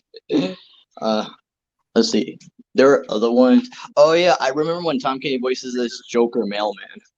Yeah, the disgruntled postman. And there was also the mathematician wizard. Like, yeah, because they were promoting something with the Justice Friends. I was like, yeah, that's pretty cool. Tom Kenny also voiced this ice cream man that was so tired of Dexter because he was like, I'm so tired of you because last time I gave you ice cream, you gave me pennies. Yeah, it was a jar full of 1,000,000 pennies. You know how long that took me to count? 5 hours. Exactly. But when I was trying to put it in the safe, I tripped and went all over. It sounded like Dr. Scratch and Stiff. Yeah, no, he broke his tooth too. He did. No, that's the voice Tom Kenny was also doing. That's why.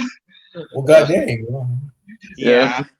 Yep, and then of course, like the rest of his story, like he broke up with his wife, he got fired, he lost his car, and he sat in the middle of nowhere where there are wild animals.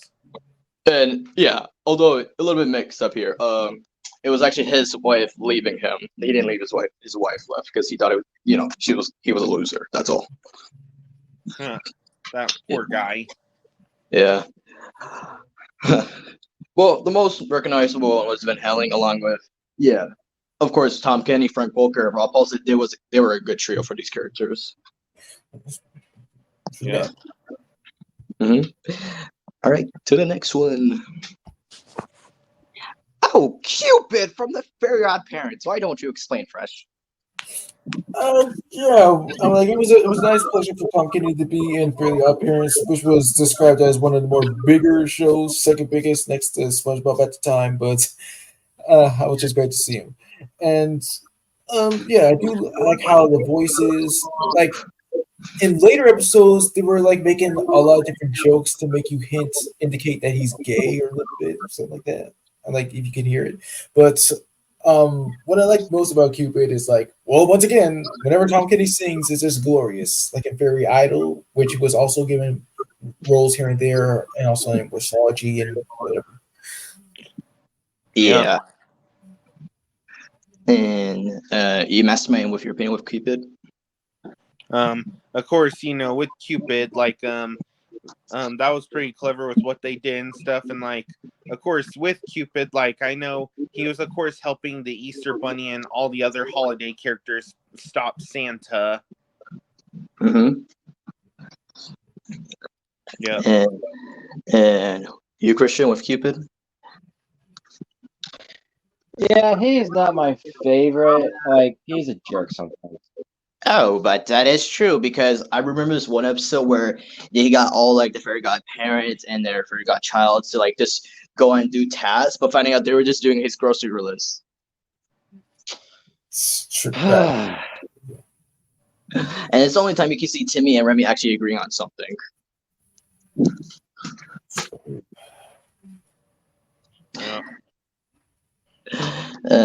Overall, I was like, okay, this is a good role for Tom. And anybody wants to mention any roles from Tom Kenny from Fairy Parents, go ahead. Again, not recent. Like I did kind of like mention them in like Fairy Idol or Wishology or whatever. So, got you. Not that much. Can I get a chicken burger with fish sauce? I'm sorry, what was that? Didn't you hear me? He wants a chicken burger with fish sauce. Yeah, chicken nuggets. Pinecone War. Yeah, he said he wanted some chicken nugget. Sumo. This guy is wild. Yeah. I mean, sure. While he may be like on a little bit of a wild side because yes, kids trying to have fun, but at least he's kind of like slightly smarter than he appears to be. Like even smarter than Clarence nowadays, like here and there. That is true, yes, because even when Sumo went to another school, and proving that he could be smart here and there, especially playing that board game with Jeff and finding out, oh my god, Sumo is smart. And yeah, and with Sumo having like a big family, I'm like, okay. Oh yeah, I remember when this, in that episode where Jeff got his new toy, I like how like Jeff was trying to wake him up and he punched him. Yes. I was like, okay, with Clarence, he was like, no, Grandma, I just drank his nose. But of course, before it was Tom Kenny, in the pilot, it was Jason Marsden along with Belson. Yep. But overall, Sumo, he's a real one. Even if he does have his wild moments, he's still a real one. He's just always there for you. Oh. But let's not forget his countless fights with Joshua. Oh, jeez. Like, who could ever forget about Joshua?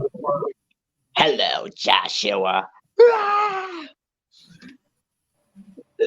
Oh my god. Oh yeah, and the nature episode where he pulls up with Nature K, I was like, damn, Joshua, what's up? You got broken up because now she likes Sumo more than you.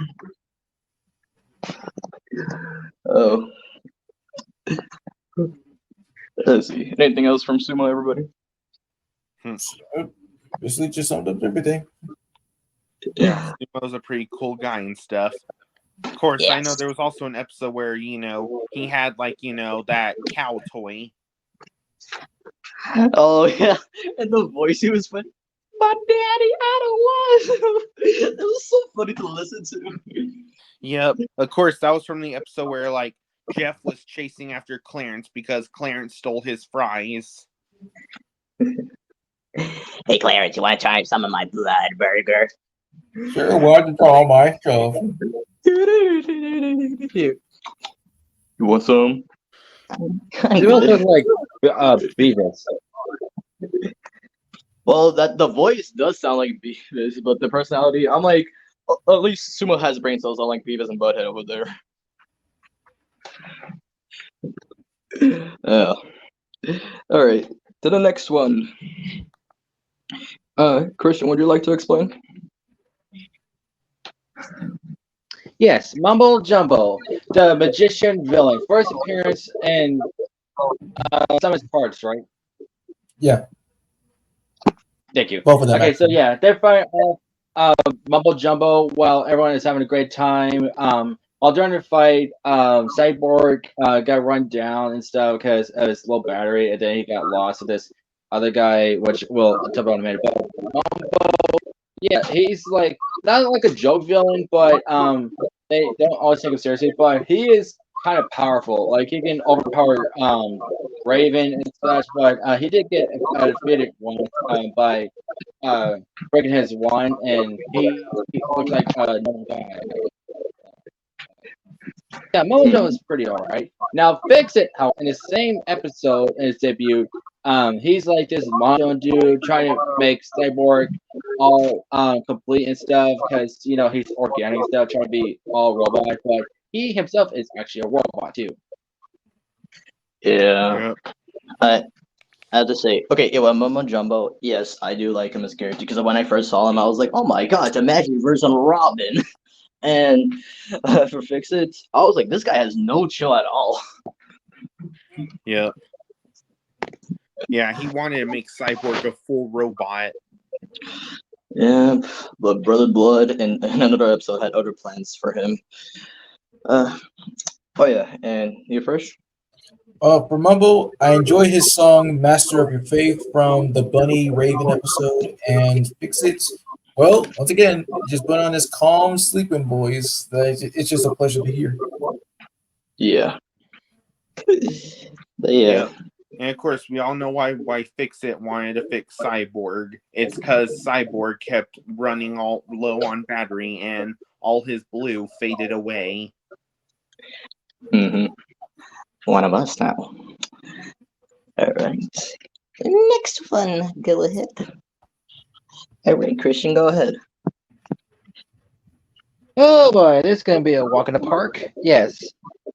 This is my first cartoon appearance of Starscream for me, and one of my introductions to Tom Kenny. Yes, Tom Kenny pulled off as Starscream very well. Of course, us Transformers fans know that Starscream is like, oh, I want to be the leader of the Decepticons more than Megatron because he sucks and I am the winner. But as we all know, that's not always the case. They don't always take him seriously, but he is just as dangerous. That is true, yeah. This is the same guy in the first episode that destroyed Megatron, but Dumbass didn't know that Megatron was still alive. And when he said, "Oh, I'm the one who destroyed Megatron," and then when Lugna Blitzwing came back, a master and everything, he's like, "Oh, master, I've been trying to find you as well." And then when Megatron got his new body and everything, he legit took like Starry's key and stabbed it in Starscream's chest. Yeah. No, but there are funny moments with Starscream because you ever seen a compilation on YouTube with Starscream screaming or yelling, and people are like, "Oh my god, it's SpongeBob!" Man, I'm surprised, people. Yeah. Yeah. What kept Starscream alive is because he has an Allspark in his chamber, of course, which kept coming back to life and everything, except in the finale where his Allspark was like taken along with Prowl. So yeah, that's why they both died. Yeah. Like he had no idea that there's an Allspark fragment in his head. So yeah, and he actually used that with his Starscream, which we'll talk about in a minute. But yeah, this version of Starscream will always be one of my favorite ones, and Top Gun is like one of my top 3 favorites for Starscream, along with Charlie Adler and Steve Bloom. Ate that. And now, with Sari's father, Isaac Sumdeck, the one who found Megatron after he got destroyed and would try to rebuild him over the years. And because of Megatron, he created some deck systems, which apparently don't always work. Yeah, there's a lot of bugs with that. But yeah, after finding out Sari's actually, part Cybertronian, Isaac, he still tried to like be a good father. Like before she found out that she was Cybertronian, he's still a good father overall.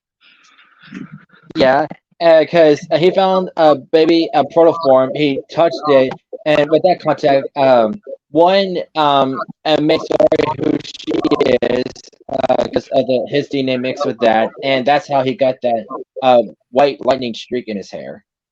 Exactly, and this sparks people's cliffhangers because ending in season 3, people are like, wait, how did Sari get in there in the first place? How did the protoform get in there? That's still the question.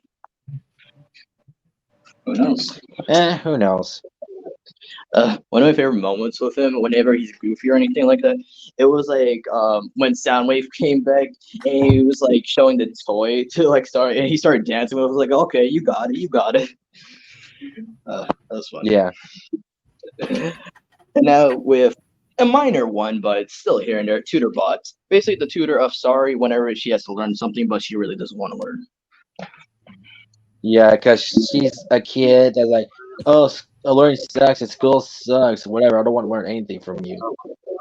Mm-hmm. And Yeah. Next up, Scrapper. Yeah, Scrapper Mixmaster, aka the Sticky Bandits from Home Alone. That's how you could basically put it. Yeah. But go on, Christian, with Scrapper. Yeah, Scrapper.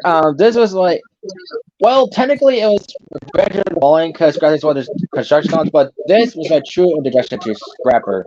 So yeah, he's like, yeah, like basically, let's just do it like this, kind of like a Dumb and Dumber situation with these two. Scrapper is like a crane and stuff, kind of like a crane. The old states with this scoop bucket. Yeah, that is true. Yep.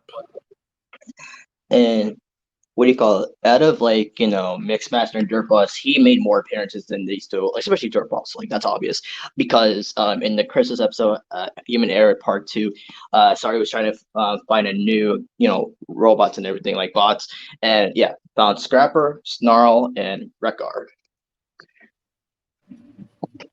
Yeah. Mm-hmm. And now for the most twisted one of all time, who has like a very, very dark but sad backstory, Wasp, aka Waspinator. Okay, so there's a flashback episode where how Bumblebee met Bulkhead at the Autobot boot camp, and along with him and Bulkhead, there was Wasp, of course, then Long Arm, aka Shockwave, Ironhide, and that was it. Yes. Yeah, but yeah, because he overheard somebody talking to Megatron, and then he saw Wasp walk out, so he thought he was the Decepticon traitor. So trying to find ways to spill beans and stuff, and like he told Long Arm about it, and then he finally he thought he would kick him out. Then years later, he found out that Long Arm was the true traitor, and because of that, Wasp was like running into a cell. His mind got messed up, and that's why he's like, "Wash and stuff." Yeah. Mm-hmm.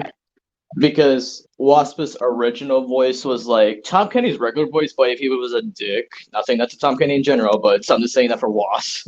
And then, yeah, when he got messed up, as Christian was describing, it's like Stitch, but it's like, messed up, but Wasp, it's kind of like Golem to it in a way, but yeah. But yeah. So the reason why he's Waspinator, because in the episode Black and Arachne appeared, She put him in the chamber fused with a wasp, and that hence why he became Waspinator and getting revenge on Bumblebee. But during that episode, Black and Arachnia and Waspinator got transported to another place, and yeah, they referenced Beast Wars. Yeah. Yeah, and it turns out that Waspinator is still alive, but season 3 ended, we never got to see what he was going to plan. Mm-hmm. And now for the Starscream clones. Oh, right. So that's one. I'll let you talk about them first. Okay, Thundercracker, Skywarps, Sunstorm, and Ramjet. So yeah, Thundercracker, he's supposed to be he's a serious kind of guy. He doesn't really give an F. He just wants to, be the top one. With Skywarp, he's more of the scary cat of the group. He's like, what? Us against Megatron? Are you insane? I think I just made a annoying leakage. And with Sunstorm, he's basically a kiss us. He's like, oh, the greatest Starscream. And then when Starscream got defeated, oh, the greatest Megatron. And Ramjet, he's just basically the liar of the group. Yeah. So yeah, because one of the clones, Slipstream, was just a female one. She described each of them. Thundercracker is an egomaniac, Skyward is a wimp, Sunstorm is a kiss up, and Ramjet is the liar. And we don't know what Slipstream is part of Starscream though. The awkward scene though. So what part of me did you came out of? Don't ask. Oh man. But yeah, out of all the clones, this also includes Slipstream. Like, which one was your favorite, Christian, from the clones? Well, because this was my introduction to the clones themselves. I would say because Thundercracker and Skywarp are the most iconic ones. Because they're a duo in many media, especially in War Saturn game. But I would have to say Thundercracker. Yeah, I gotta go with Skywarp here because it's funny because these two were glued together with Blur when they went to the middle of the bridge. Yeah. Yeah. And while Sunstorm and Ramjet and Slipstream were under Megatron's command, fighting Omega Supreme and everything, there was an episode where Swindle returns and both of them got new helmets. But at the end, both of them, along with Blitzwing, got arrested. Yeah, and the helmets that Sunstorm and Ramjet were wearing are akin to their G1 design. That's true. And yeah, last one, even though it was one time, it was kind of cool because Beast Wars, reference Rattle Trap. Yeah. It wasn't supposed to be Rat Trap, but they called it Rattle Trap instead. Because it was. Well, yeah, it was Ratchet and Van Zone. They were trying to find out some clues and everything. And yeah, he was hawking at Luigi against Rattle Trap. He's like, "Don't do it, please! I'll tell you anything." Yeah, because he don't like humans. But overall, Transformers anime with Tom Kenny in it, it was spectacular as a whole. Yep. Amen, brother. Yep. Education. And speak of educacious, now to another Transformers franchise. Yep. Now it's on to the movies. Willy. What are you looking at, Slobberpuss? Yes. Your mother. This was my introduction. Oh no, go ahead. This was my introduction to Willy overall, and Tom Kenny pulled off really well. Thank you, damn it. Don't you mean Anyway, Got it. Yeah. he was mainly there to treat the All-Star training for Kayla, which Sam gave to her for safekeeping. So he's like a main con. So he tried to get it from her, but ended up his eye busted off by her. According to him, he's like a scrapped one and stuff. But then later on, he tried to switch with the Autobots. Yeah. Yeah. Well, of course, with Wheelie, honestly, it's really funny how Wheelie makes so much accidents and stuff. In the beginning, when he says, "Where are you looking at, Slobberpuss?" He accidentally get his wheels stuck in some stuck in some mouse traps. Like he got stuck in a normal mouse trap, and then he got one stuck in a sticky mouse trap.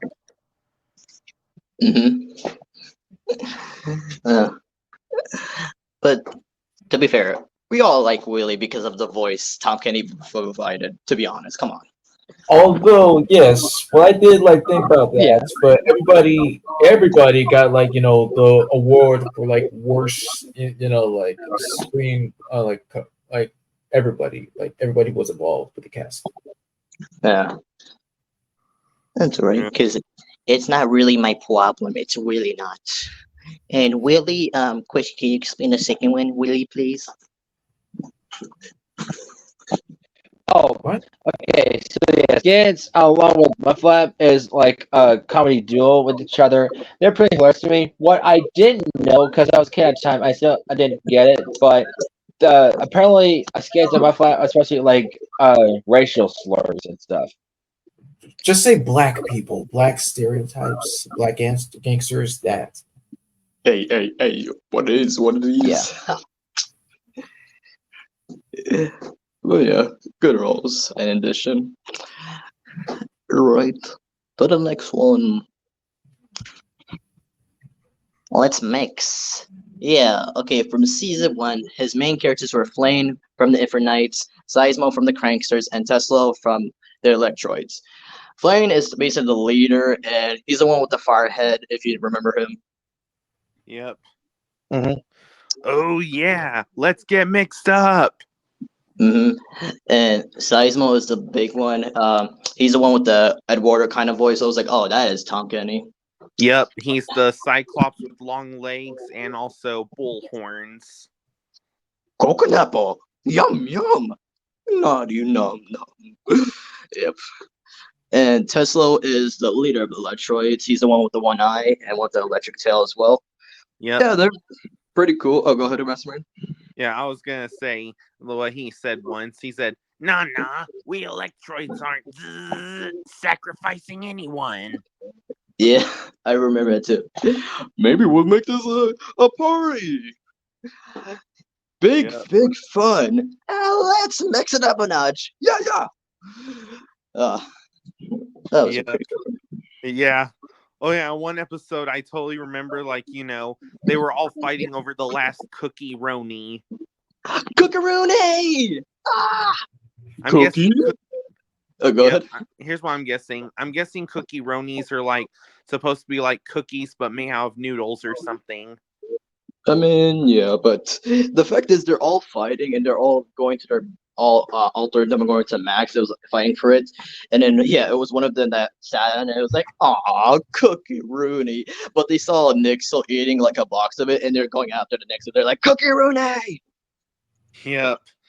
The Nixels. Honestly, everyone knows this for sure. The Nixels are jerks. Like, they just want to stop the Mixels from mixing and stuff. Like, because of course the word Nix, it means stop. Nix. That's how it goes. Yep. All right, Nixels. If we're gonna get serious about stopping the Mixels from mixing, we gotta start by breaking all their qubits. You're gonna get an Infinite qubit. Hurrah! You're gonna get a Crankster qubit, and you are gonna get an electric hook. And then with the Crankster one, they're like, "Start digging." Back so soon. And then a Crackster footprint on his back. It's a mix! You guys are dum-dums. Yeah, and then they were all laughing at him. But yeah, that was from season 1, and Gordon Torrance, like, okay, 2, 3, 4, 5. Yeah, season 5, where Tom Kenny returned with Jess Hartnell. He played 2 characters named Burp and Tungster. Burp is part of the Monchos, and he's the one with the 4 arms and basically offer everybody food. I like the voice he provided. And with Tungster, he's like the leader of the group of the Licksters. He basically has wings in his head and has a long tongue, hence his name. And he just basically talks like, just like that. And now Booger, coming into the next season 6, he's basically a kid at school of the Glorpclops. And he's a pretty true dude. And and in later season, it was an episode dedicated to him. And it was like, this is a good finale. Yep. But yeah, that was basically it for me for Mixos. I heard Masterminds. And what about you guys, if you have any opinions? Well, again, not really much with the show. I'm like, but it was like one of those many ones that I recognized the voice cast with because, well, again, that's just one of those things with me. That's kind of like how I roll. But thanks for giving insight. No problem. And you, Christian, if you have any opinion with Mixos? Of course, it's a alright show and stuff. I only know about Flame and for the rest, I don't really know about that. All right, thank you for your honesty. And to the next one. Okay, go ahead first. Yes, of course, KD being one of the, of course, like the most memorable shows, of course, with the biggest cast. Be like, hey, look at that, hey, there's it. But to begin with, Night Race, yeah, he's like one of the more kind of like a little bit of a dental type of villain. Anything about like anything teeth related weapons and everything like that, and yeah, he's pleasant. You, Christian? For Night Race, yes, he is a parody of Batman, of course. But what was really true that he's like this like Kenny store owner, and he's like once an ex-dentist and stuff. He tried to put braces on babies. He totally got fucked when it was Munchies. Yeah, right. He was the only villain to just try to just destroy them because, well, of course, since he's a dentist and everything.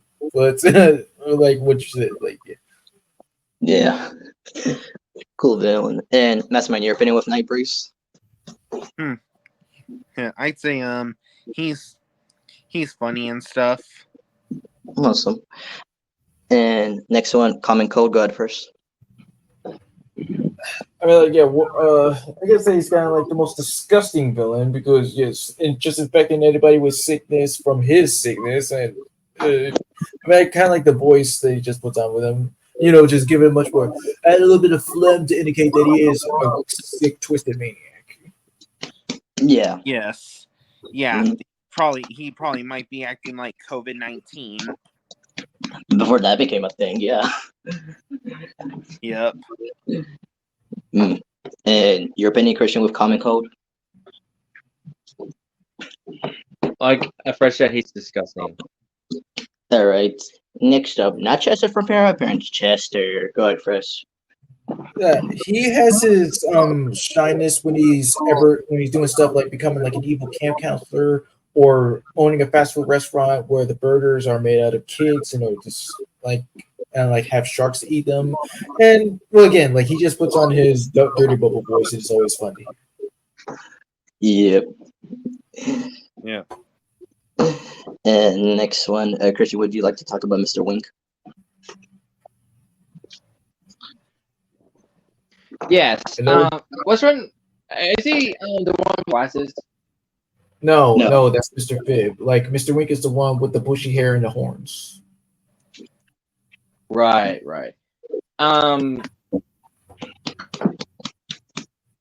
So yeah, they're basically, how do I put this? Yeah, Mr. Wink, he's like a buffalo. Mm-hmm. And yeah, his partner in crime is like a walrus. Yo, they're like the boring version of Bert and Ernie, to be fair. Well, yeah, they're actually based off of. Oh, okay. And what you say first? Yeah, they're actually based off of James Bond's villains, like Mr. Wint and Mr. Kidd. Yeah. Or of course, probably like Pat and Matt. That was not very good, Mr. Wink. Like, were you? I just like how they're voicing them like that. I was like, okay, that's pretty cool. Now for this next character, I hate him. Like, he pissed me off in that one episode. Yeah, President James Nixon McGarfield. Like, yes, I get it. Yeah, just trying to be the next class president. But yeah, I do. Yeah, give it to Tom Kenny with a southern accent. But the kid pissed me off. Oh yes, I remember when we were watching it together, and you just lost. No, I did, because I'm like, why? Just why? What's with this dude? But this is my opinion. What about you, Fresh? I mean, yes, at first, yeah, it was like a little bit unlikable for what he did, but the next time that we do see him dressed all in black, trying to be like this kind of like Darth Vader like parody, because it was kind of a little bit of a Star Wars episode, because I remember when he was like doing some kind of like force choking thing, he was like, "What on earth are you doing?" Sorry, I just had some tacos for lunch or something, and then just send the walkers already. Yeah. Yeah. And Christian, anything from you for this kid? I hate him with a passion. All right. And with any other characters? Yes, I know Tom Kenny, along with others, voiced some of the Ice Cream Man.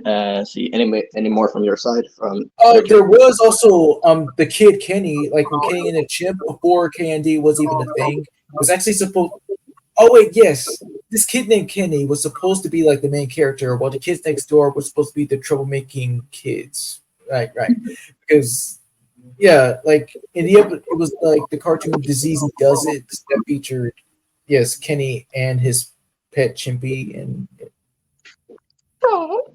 Yeah. Well, good show to be on, Tom Kenny. And now to the next one. Go ahead, Mastermind. Okay, so this game, like, yes, if y'all are gonna ask, yes, High on Life is the game with the talking guns made by the makers of Rick and Morty. So basically, Douglas is basically the third boss in High on Life, and like he's basically an alien octopus controlling a robot suit, and basically here's what he'll do, like so basically the voice Tom Kenny used for him, he used his military voice, and like for and basically like what he'll do is like he'll basically talk on the screens about joining the G3, and like what he'll do is like and also here's what else he'll do, like he'll try to trick you into thinking that he's just a friendly alien, like because he'll be appearing out of the pipes as his octopus form, and he'll be saying that his name is Dr. Jupy, and also yes, like and also because he'll try to trick you that he's somebody else, and once you reach the next boss, he'll tell you that once you reach the boss fight, he'll tell you that he was Douglas all along.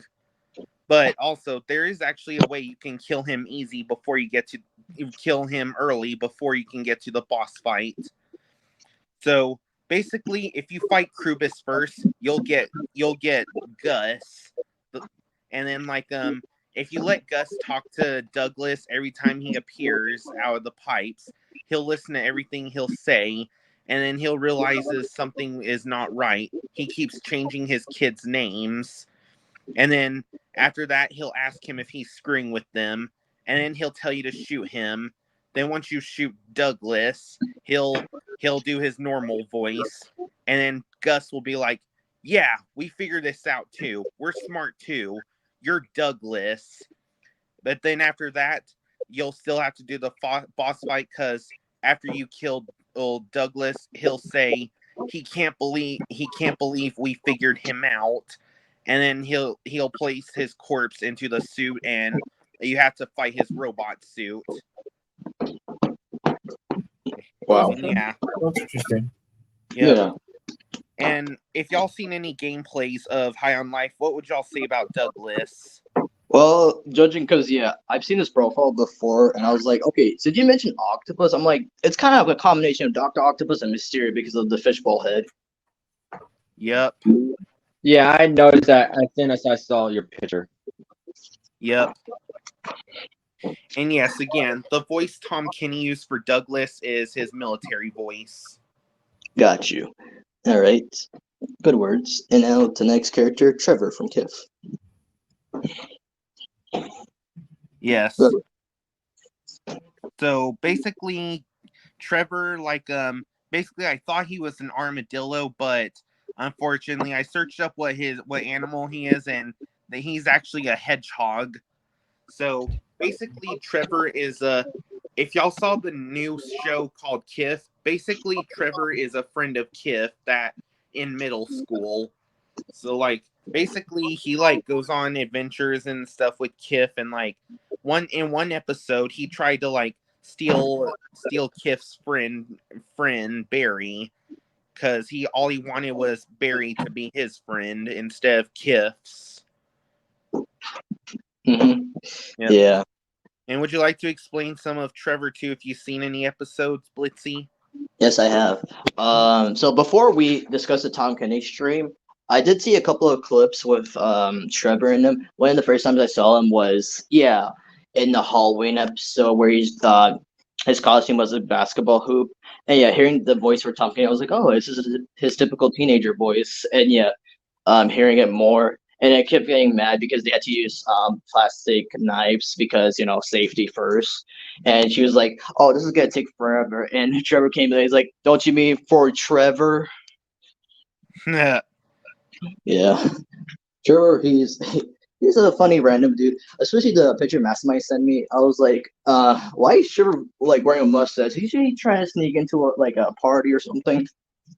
Yep. Yeah.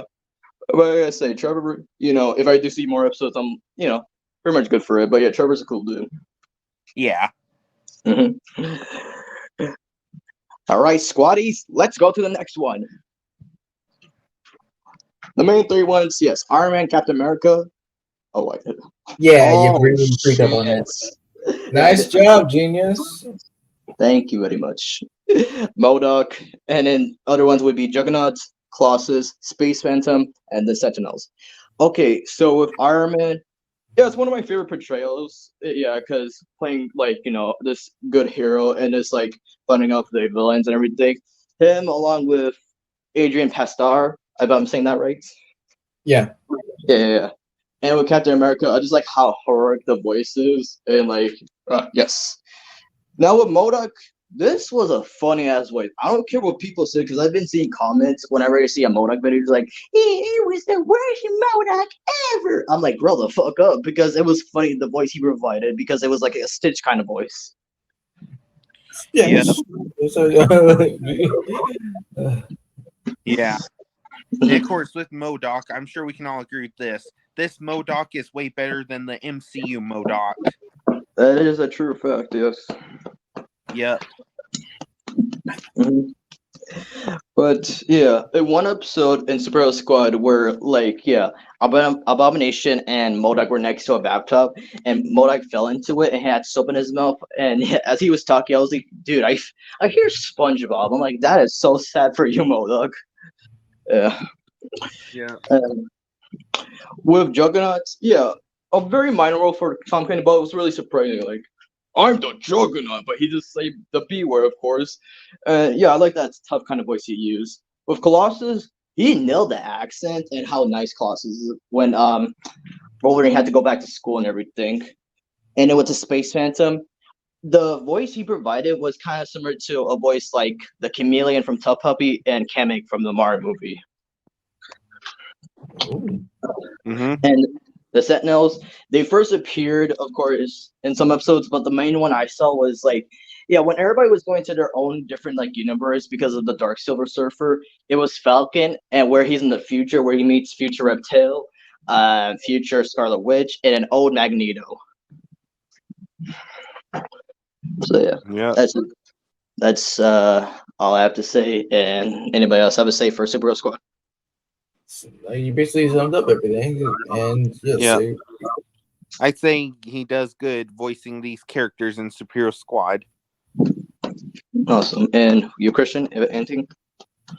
I like first that you said on everything, and this was I think I introduced to Iron Man besides the series back in the 90s. But yeah, Logan's portrayal is pretty stoic, and also this is the first time we see Iron Man have his mouth move, because normally with his mask on, his mouth doesn't move. Yeah, and fun fact, in the entirety of the show, we only see Tony's face one time, and that's the only time you can see his face. Yeah. And that's the first episode, so and the entire of the show, it just have his yeah. Yeah. Mm-hmm. And speaking of superhero squad, let's go to the game where he plays extra characters that could be in the franchise because due to copyright or like leaf halls. But anyways, Deadpool, Daredevil, Cable, Agent Coulson, Morbius, and Rocket Raccoon, and much more. So, Fresh, would you like to explain? Uh, again with his version of Deadpool, he does a great job of making him sound like a passable, smart alecky, wisecracky type of guy. And his other different characters, they're pleasant. That's all really I can say. With Morbius, he just puts on like a freaking Dracula impression, and Cable, yeah, it's kind of like try to be bad arse but kid friendly like in order to not intimidate the kids all that. That is correct. Yeah.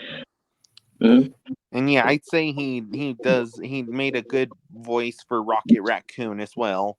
He did. Like, yeah, the ones I was very surprised about was like, yeah, Deadpool, Cable, Morbius, and Rocket Raccoon. I know he also voiced Doctor Octopus, but that was only for a few lines, while Charlie Adler took all the lines. See, this Superhero Squad game saved everybody because due to the rights to Sony and everything, because they couldn't add any Spider-Man characters into Superhero Squad. But thanks to this game, it was like, yeah, this was so possible for anybody. Yep. Oh yeah, and imagine what if Tom Kenny made Rocket Raccoon said this. I told you a million times, I'm not a dang raccoon. Yeah. I mean, yes, that's a good one. I mean, Yeah. that happened in the MCU. That Like, is not true. with Tom Kenny, though. Anyways, let's fly into the air. Oh wait, we can't fly. The Penguin. All right, Christian, would you like to talk about the Penguin? Oh, don't get me started. He's like one of the few voices of the Penguin throughout the whole DC franchise. Whatever is like a kid-friendly cartoon or just animated movie, whatever, Tom Kenny's out there. It like gives him the Penguin voice they needed. That rah, rah, rah, rah, rah. And he pulls it off so perfectly. He's like my number one favorite Penguin voice. I mean, yeah, because again, it's like one of these voices. I'm like, wow, because again, he's doing his impression of Burgess Meredith, the original Penguin who played him in live action, and yeah, just pulled it off really good. Oh my god! When you say that, I'm like thinking right back to him. Like that, he does kind of like sound close to the OG. And speaking of which, you Fresh, any more opinion from you? And like I guess like with the Batman from 2004, he was just Ice King before Ice King came into existence. But I do agree with what Christian said. Like top one for me, and this. Well, just can't wait to just see much more of him. I mean, like he was also delighted to see from Batman versus TMNT. Oh. Yeah, that was awesome. And Masterman, do you have any opinion if you've seen Tom Kenny's The Penguin? I'd say he did good. Awesome. Next up, are you brave enough for these choices? Because I am. Go ahead, Christian. Alrighty. First off with Plastic Man. This was my introduction to Plastic Man. Of course, and comics and also I mentioned in this, he was originally a colonel named Eel O'Brien. So like he used to work with Kite Man until like he was run off of the loot until Batman stopped him. And this is like a plastic factory, and he fell into melted plastic, and that's how he became Plastic Man. And Batman felt bad for him, and then he started to keep an eye on him, make sure he becomes a superhero. Of course, he still like has a criminal habits stealing money and diamonds and whatnot, but he's still a comic relief. No one likes including Batman, but he's still a hero overall. I do agree with your opinion because yeah, Tom Kenny's my favorite voice for Plastic Man, like along with Dana Schneider. But Tom, takes it off the cake. This is like his hilarious moments overall. I liked. Yeah. And anybody else with Plastic Man? Let's see. My favorite moment was him singing Yankee Doodle. Oh yeah. That was good. Now for this next character, hence the name. Yes, a big dude, but with a baby face. So it's basically mob boss with a Shay, I'm gonna kill you, Shay. So he's just like that, and his love interest I forgot what her name is. Yeah, it's supposed to be like some kind of like man lady. Yeah, I would say. I think Man-Face or something like that. But oh man, it's just crazy couple, but they love each other. But yeah, Babyface. He acts like a baby sometimes, but yeah, he's still pretty threatening. He also has many goon members. One of them, his name is Hammer Toe, because like uses his feet as hammers and stuff. But yeah, he appears pretty less, but he's still a bad villain. Deadshot, he only appeared once, I think. I forget which episode he appeared in. But dude, not okay. Yeah, even though it was for one episode, it was truly surprising and badass for Tom Kenny to pull off that kind of voice. Yes, It was. It's like very, very chill sounding. I just like it when he puts on that voice. Yeah. And speaking of voices, the Mirror Master, I just like the kind of like accent voice he gave, like 1 or 2 damn like that. I like that. Yeah. Let's see here. Yeah. Did we already explain Deadshot? Deadshot? Yeah. No, but you could describe him right now. Okay, so like I'd say like he did a good voice of Deadshot and stuff. I mean, he did his performance for Deadshot was good. And I'd say it was as good as Will Smith. Mixed opinions here and there, but yeah. But yeah, I already explained my opinion with Mirror Master. Like, anybody else has an opinion on him? Not so much. It's weird to give a sort of Scottish type accent. So I get what they're going for, but it's all right, I guess. And to counter his like cloning ability, because he has a jagged tooth, and that's the only way to differ from him, because it's not like aligned with the mirrors. Yeah. And Amazing Man, would you like to explain? I would. Yeah, he was like hired for babysit the cat, and he's like this a short dude that like wants to be a superhero, dresses up like a dork and stuff. So he's like pretty lame and stuff, and he thought he killed the kitty, but the kitty's alive, but he ended up destroying the whole house by accident. I see. Okay. Cool. All right. Then the next one. Yes, Dr. Octopus. Hello, yeah. Parker. Yes, that's how far in live action though. But yeah, for Dr. Octopus, yeah, you could. Yeah, it was Ultimate Spider-Man where I first got introduced to it as Dr. Octopus. Same. Nice. Because I watch a few episodes of Ultimate Spider-Man. Listen, kudos to the cast, but it's not one of my favorite Spider-Man shows. Listen, it does have its quirks here and there, but still. I don't blame you. Yeah, thank you. So with this version of Dr. Octopus, Tom Kenny, goddamn, he was fabulous as his role. Like, because especially when you go to later this season, it's like, especially Dr. Octopus's like transformations to just being like your normal self, then a pod, and then you just rebirth. Yeah. Anybody else with any other like Dr. Octopus, not just from Ultimate Spider-Man, but like other games he's played him in or like shows? I mean, that is if he has like there was like Lego, but of course that's like again, like if you would have just like specified like which like in Marvel, but still. Oh, okay, my fault. But Christian, do you have an opinion with his Dr. Octopus or no? Yeah, the way he portrayed as him as a mad scientist, but still dark at the same time. But I do like his portrayal as Dr. Octopus. But design overall in Ultimate Spider-Man is I'm not sure about the long hair and stuff.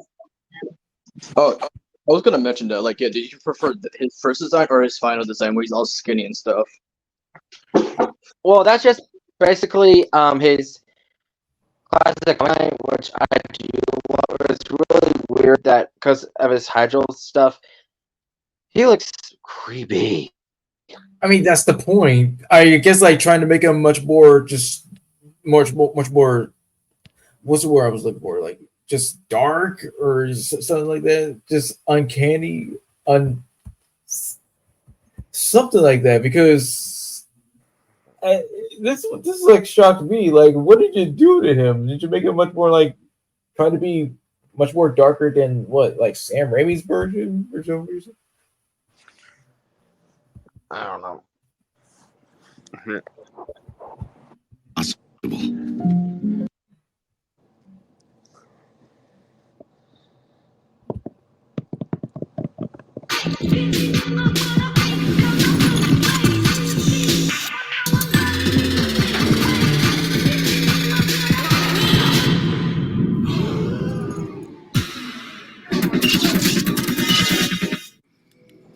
What can I see with a telescope from Cedar? Hey, I'm Tom Kenny. This oh, okay. Say, he's got a cold. Wow. This is like something that would be on a Rick and Morty episode. Let's see. Obviously, very bored with life. He has that, the mouth is pulled down. He's just beaten down and bored. I look like a thumb with a briefcase. That's all I am. A thumb with a briefcase. When you see a character like this, you know they don't want anything bright and like da da da da da da da. They're not looking for energy. This character obviously exists to be beaten down and just to be a beaten down wage slave with a briefcase. Oh well, on the bright side, I only have 35 more years till retirement. It's basically look at the picture, think what he might sound like, make your best guess, roll the dice, and cross your fingers. It's a weird way to live. The goal of animation voice acting is the same with on-camera acting. You want to just inhabit the character and do a performance that feels right and makes that character feel like it's alive and really exists. So that's where the crossover is. Usually with animation, it's an auditioning process where the first thing you get is a picture of the character, a drawing of the character, and maybe a breakdown of his personality. With SpongeBob, it was almost instantaneous, where Steven Hillenburg knew what he wanted and knew what he wanted that character to sound like. He knew everything about what he wanted his show to be. He had the show in his head, the way it sounded, the music, the graphics. It was almost like he was watching a movie in his head, and I could sound like the guy that he was hearing in his head. So I got the gig pretty instantaneously, which is unusual.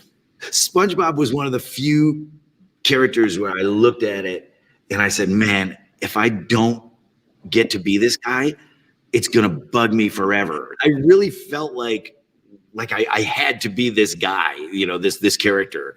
And I've never had such an emotional attachment so early on to. All right, as I was saying before, other than Dr. Octopus, he also played other characters like Dr. Kirk Connors, well, not Lizard, that was D. Bradley Baker. He also played Vulture and many others that I can remember from. Ultimate Spider-Man, to be clear, so you won't confuse it. Okay, yeah, Ultimate Spider-Man, my fault. But yeah, that's pretty much all. And next one. And first. All right, yes, the Copod. I do like his design. I do like his jokes. Like Tom Kenny played him awesomely.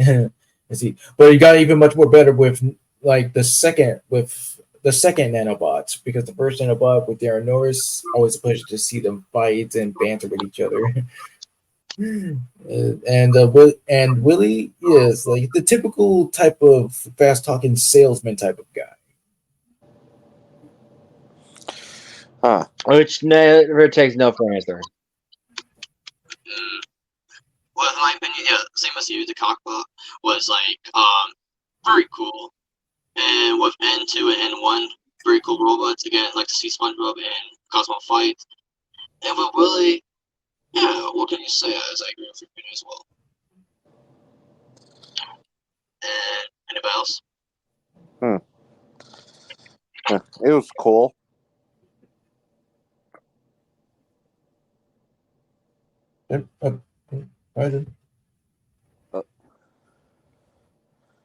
Oh, I think Blitzy glitched out.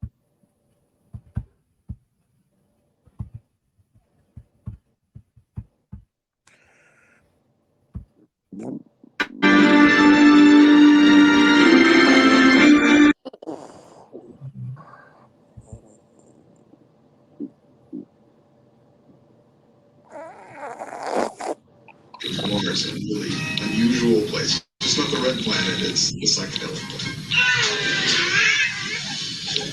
Another important part of making a Tom and Jerry cartoon is the voices. What? Tom and Jerry don't talk, you say? That's true. Well, except for the occasional scream from Tom. For Tom and Jerry Blast Off to Mars, the filmmakers assembled some of the finest voice talents to lend their vocal cords to the wacky supporting cast. The myth of Little Green Men will soon be put to rest. The recording is probably the most fun. It's because it's just hilarious. I mean, you're sitting there with a bunch of friends, laughing it up. It's really fun. Careful! Do not shoot! You may hit people the right too! Ladies and gentlemen of the press, welcome to the International Space Place. Hooray for TV!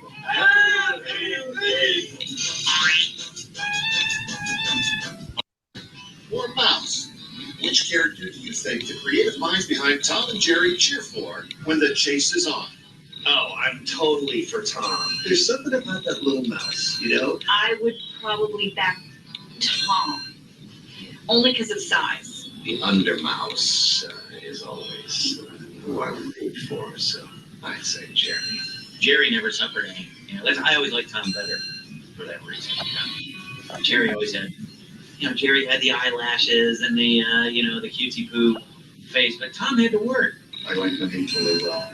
They both, without the other one, what do you got? It's a duo, it's a team. I folks am a Spike fan, but I'd probably go with Tom. If I pick one, I'd pick Jerry. I love Jerry. No, wait a minute. Back that one up. I love Tom. Can't decide, but I love Tom. I love the screens. Congratulations on a job well done. All systems.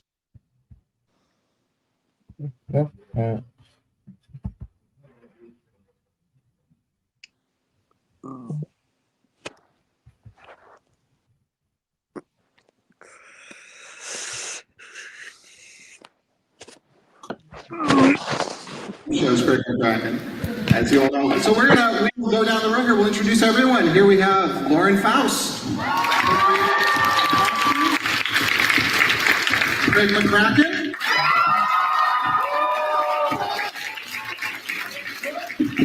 E.T. Daly,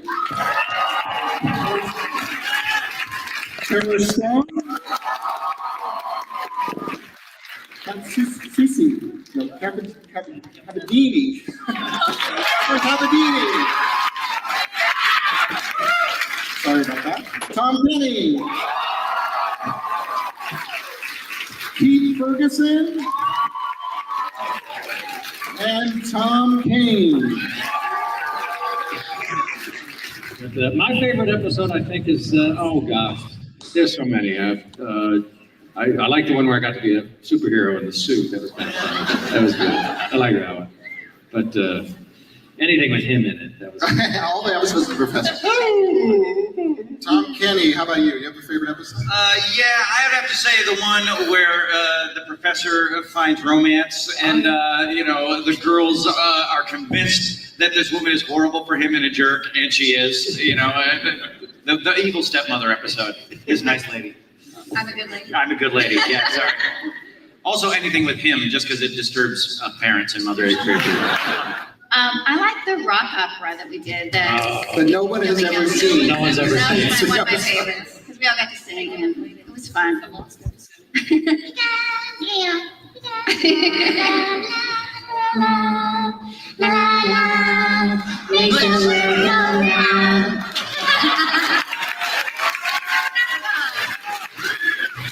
And so once again, the song is sung thanks to the Power Copter. somehow when Tom and I sing, it doesn't get that kind of reaction. No.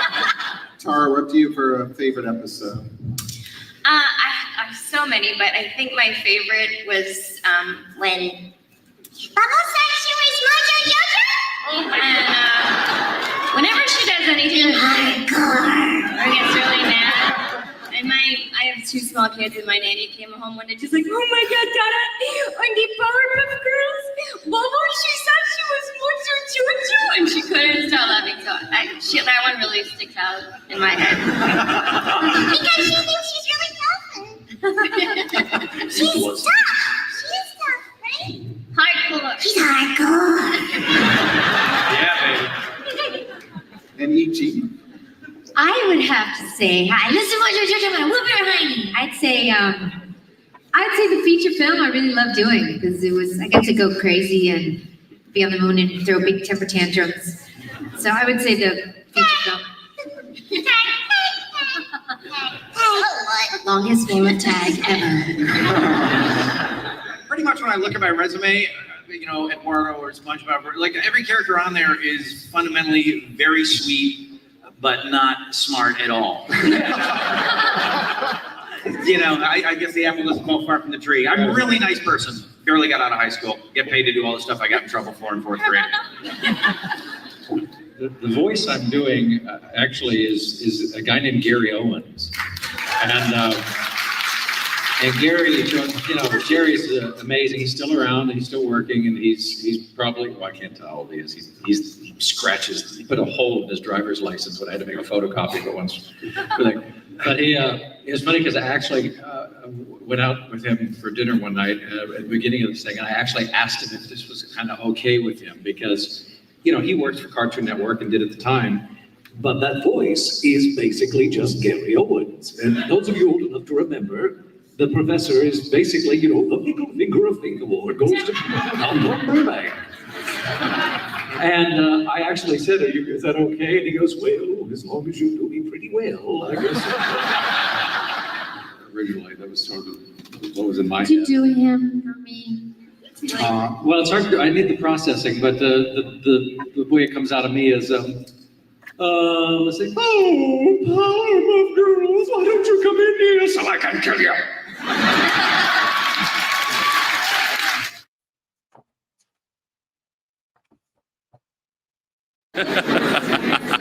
Ta-da! Artwork. There you go. You are fabulously awesome. Oh, you are. Thank you. Take care. I'll be watching. Okay. Bye, dude. Hey. All right, where did we leave off?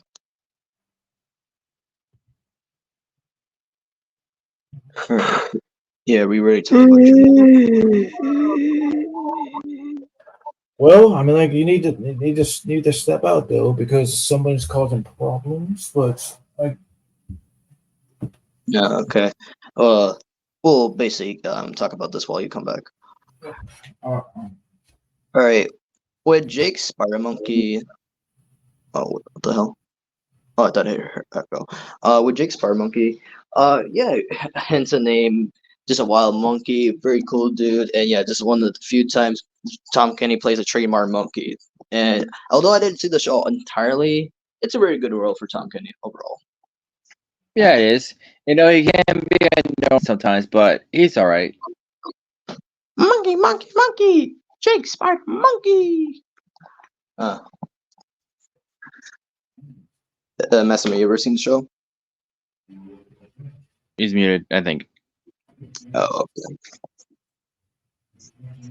Monkey, monkey, monkey. Monkey see, monkey do.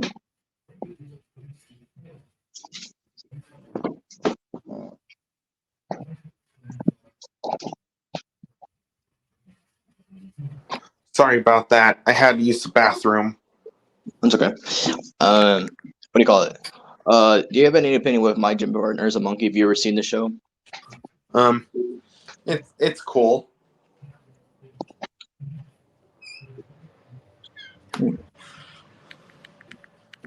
Okay, here.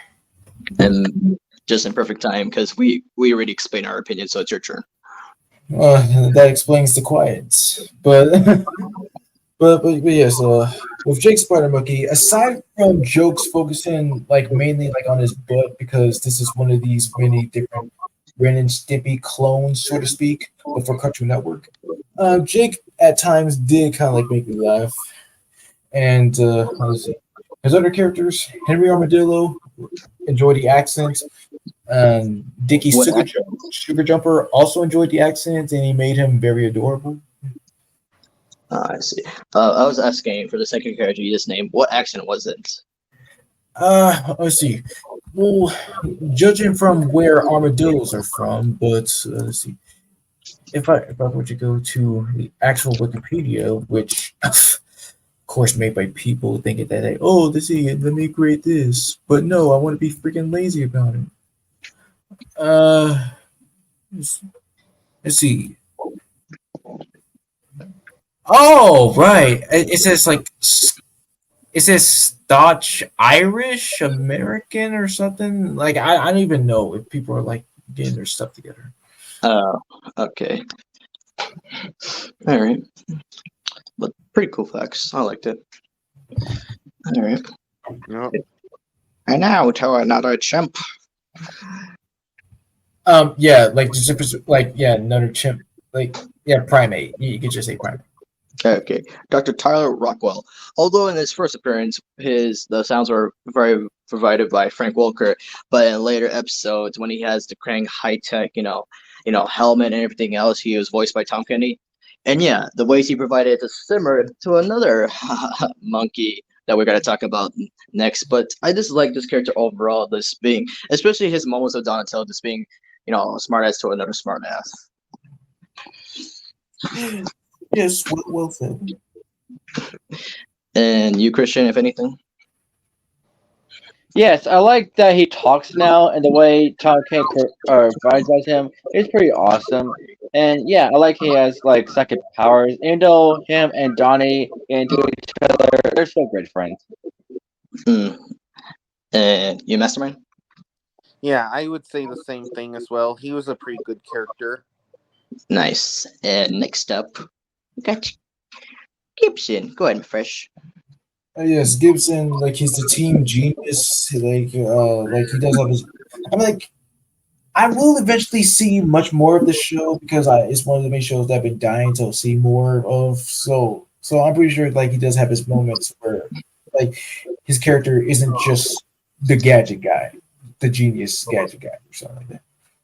Yeah, for me, I've seen a little bit because I've watched only half season one because I know there's more seasons here and there, and yeah, I'll get into it as well once I have the time.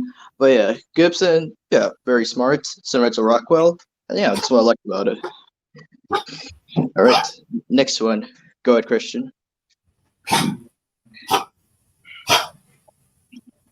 Okay, sorry, I had to unmute myself because I was about to watch Instagram Max for it. But okay, firstly, I'll talk about corporate meetings more than I gotta go because I'm pretty tired and I have to rest before I go to church. But I did a short stream, but I'll do this for a couple more minutes. But anyway, yes, Peepers, yes, he's like one of the most popular characters on Wonder Over Yonder because of Tom King's portrayal. Like he's Lord Hare's royal servant, and he's the smart one. And going to season 2, he's like starting to have enough of haters sometimes. Like he even yelled at him at one point to like find out points for Dominator and stuff because he's so in love with her and whatnot. But yeah, the way Peepers yells and stuff because of Tom King is chef's kiss, pure gold. Like if you watch enough of Wonder Over Yonder, you'll see what I'm talking about.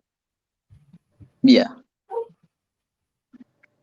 And yeah, you basically sum it up for me because I do agree with your opinion as well. Yeah, same. Cool. All right, next one. Control kitties. Yeah, and the wording from this character, Alberto. Yeah, basically he's this animatronic bear. He also voiced other animatronic bears, but this one was well known. I like the voice overall because it kind of gives me Mad Hatter vibes, but yeah, it's like the voice overall. Nice. Basically, Freddy Fazbear. Yes. All right. Next one, go ahead, Christian. Yes, Bazel. This is all one of the times Tom Kenny has voiced in Ben 10, and I think it's a retcon thing because Charles Bazel and stuff, especially like from another dimension, but it's all retcon crap and stuff. But they made Bazel into a person, and the fact that they got Tom Kenny to voice him, because Jerry Wyatt also worked on Titans 2003, which is Marvel Jumbo and stuff. He is alright. A weird janitor turned out to be a magician and stuff. He only appeared in one episode. He's not all that important, but I'm so glad Tom Kenny got to guest star as him. Same here. All right. Next one, Zingo. Zingo. From bad Bobby. Yeah, he was gonna come originally, but last minute his dad was telling him, "Oh, we're going to the beach," and I was like, "Oh, sorry, dude." Yep. Oh, But anyways, man. here's what I'll say. Oh, well. With Zingo. Oh, go ahead, Mastermind. With Zingo,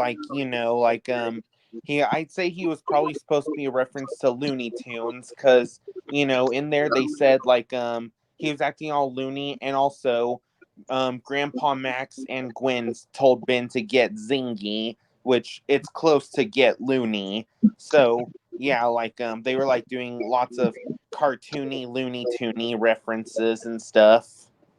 Mm-hmm. Yeah. And it's after Ben got summoned Zingo out of the TV, it's it somehow got to the watch, and then Ben just zinged out. Yeah. And all right, that's you. And Christian, go ahead with your opinion. Yeah, Zingo, he's wild and kind of annoying, but he has some funny moments. There's an episode in one of the seasons where he went to different TVs and he actually referenced Benson Alien Force. Yeah, I saw that. I was like, Jesus. Yep. And of course, he returned twice. He returned in one episode where Ben was playing an arcade game mentioning Zingo, and also he even returned when apparently Zingo had some friends, a duck and a hippo. Yeah. One of my favorite moments with Zingo is him against forearms, where he turned into his own forearms. I was like, oh, that's pretty cool. Yeah, and then he was high-fiving Ben. Mm-hmm. And you first? Oh yeah, just your standard, just your standard kooky cartoon character brought into the real life to cause chaos, like a mixture of Deadpool, the Mask, and the Genie all together. That's a good way to put it. Yep. Nice. Or of course, Space Jam. Ooh, yeah. Now the next character with the Polar Twin, yeah, because there's also another one called the Solar Twin, yeah, voiced by Todd Haberkorn. But these two, they just get into fights here and there, disagreeing into stuff, and just trying to work together. But hey, that's what twins do. Yeah. Well, I didn't know twin had an A in it, like Twan. What is it, Mark Twan? That's actually how it is, though. That's how it's spelled. Oh, okay. Yeah. But yeah, that was his roast from reboots. To the next one. Ooh, cool. Yeah, it's a Scary Mooch. I just like the voice overall Tom Kenny gave to Scary Mooch. Both the voice and the design. And I'll explain too. Oh, go ahead. Okay, yes. This is the only time Chuck appeared, and because of his performance as Scaramouche, that's how he says it, and he only appeared in season 5, he became the most popular character ever, and he got himself a Funko Pop. But he got beheaded, but he was still alive, and then I could get him a new body, and he found out he failed to kill Jack and stuff, whatever, and then he got the death penalty. So yeah, but I still like how Scaramouche is, like the way he talks, the way he fights and stuff. He's a hilarious, popular, and cool. Yep. And then once he made it to Aku's palace, he got his old entire body back. Mm-hmm. Ew. Yeah. Like, he's one of those funny villains I liked about him. Like, yeah, just because of Tom Kenny overall. Like, he just made the character better. Yes. Next one, kid friendly. ARF, aka stands for Auto Doggy Robotic Friend. Yes. He's basically the robot dog friend, like, yes, as I said before, to all the puppies here and there. Very smart, intelligent, and he's just supposed to watch them, but he's still, like, really nice. So yeah, the show wasn't really all that much, but I'll take a word on And Mastermind, you said you've seen a little bit or no? Yeah, I've seen a little bit. And what you think of ARF? He was cool. All right. And Christian, have you ever seen the show or no? No. All right. Next one. Hey, my name is Hobson. Oh, yeah, can you help me? Oh, wait, let me go get Dusty. Hey, y'all, my name is Dusty. Sorry. Oh, there you turn around. With a minute, other fun liquors in the house too. So yes, Paradise PD is yes, it's just Brickleberry, but instead of park rangers, they're cops. And well, yeah, the creators they basically made the same show like 3 times with Paradise PD, Brickleberry, and Arzar. Like, it's been criticized, and yeah, is everything is all just the same characters, same everything, same humor. But it was just something about Paradise PD that just stood out to me. It can be funny here and there. It can just make me cringe so very badly more than ever. And well, part of the hilarity came from Tom Kenny. Just hearing him swear up a storm with these roles is hilarious, especially with Randall Crawford. Once like a capable police officer back in the day, but ever since Kevin shut his balls off, everything has been not really going so. Hold on. I'm trying to give a fuck. Nope, not happening. Yeah. And yes, the voice he gives for Randall is just the same as Woody because again, same characters, but it's still something. Would you like me to teabag your wife? No, Dr. Weirdo, I want my own setup. So yeah, explain the doctor here. Oh yes, Dr. Funtlicker, like the voice that like Blitz was doing right now. I mean, yeah, he's one of the more, I guess, competent characters, and does have his moments where he could be hilarious as well. Yep. And other than Crawford and the Doctor, was there any more characters you were surprised with Tom Kenny?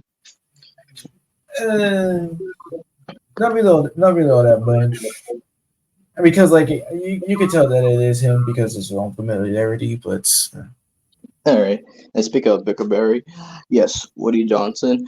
Yeah, so I've seen a little through clips, and I was like, okay, yeah. But I prefer Paradise PD over this. I was like, okay, it's okay, but I was like, what's more to you that you could give?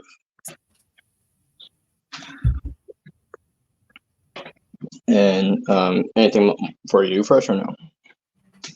Again, like I described everything, but yeah. All right. Next up. Go ahead, Christian, if you want to explain Spyro the Dragon. Okay, so I never really played the Spyro games, but I've seen gameplays, and Tom Kenny is like one of the Spyro Dragon voice actors. Like, and I don't remember which well, I think it was Spyro 3 they started voicing more, but in the Spyro remake he voiced him fully, and one of his voice actors is Klaus Rocky. The first one. Yeah, the first one. Yeah. Thank you. But yeah, Tom Kenny, he plays his like snarkiness very well and like overconfident, but still a hero.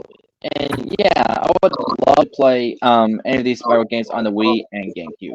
I heard that Enter the Dragonflight is one of the worst ones, but I'll be the judge. I'll see how bad it is. All right, yeah, and I do agree with your opinion because yeah, Spyro, like, cool character. Yeah, Carl Rocky, Tom Kenny, Josh Keaton. Yeah, it was Josh Keaton. Matt Mercer, that was surprising. And yeah, Justin Long. Yeah, all of them did great in my opinion. What about Jess Arnell? Oh yeah, that's right. Yeah, I've seen a little bit. I guess he does really good though too. And oh yeah, speaking of which, you Fresh with Spyro? Yes, everything that Christian said. All right, and Mastermind, do you have any opinion with Spyro the Dragon? Mastermind? Oh. I think he's gone. Oh, he said BRB. Okay. Let's go to the next one.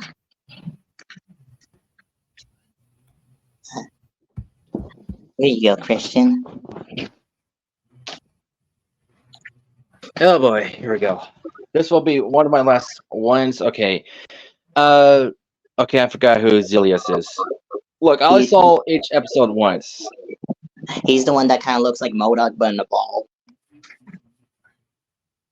Oh, okay, so yeah, he is basically the second in command of the Red Lanterns. He's almost like Starscream, to be honest. Not like taking over, but his personality is very Starscream-esque.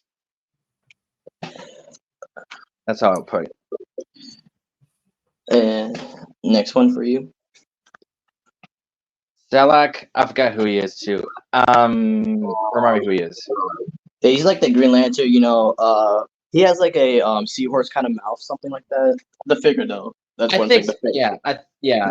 Not much about him, but I have seen his design multiple times. So, kudos to Tony. Which one was Bith or Bith? Oh, wait. Is it the one that just the Talkman like dude? Yeah. Oh yeah.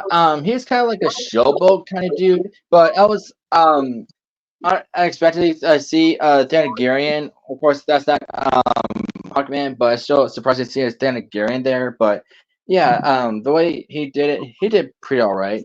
But now for Anti-Monitor, he's basically like one of the main antagonists and stuff. He's like the big bad until he got defeated by Aya, and then she came to Anti-Monitor. But yeah, it's a whole lot of thing. I just wish the show got another season and didn't get canceled because I find the show pretty enjoyable. Nice.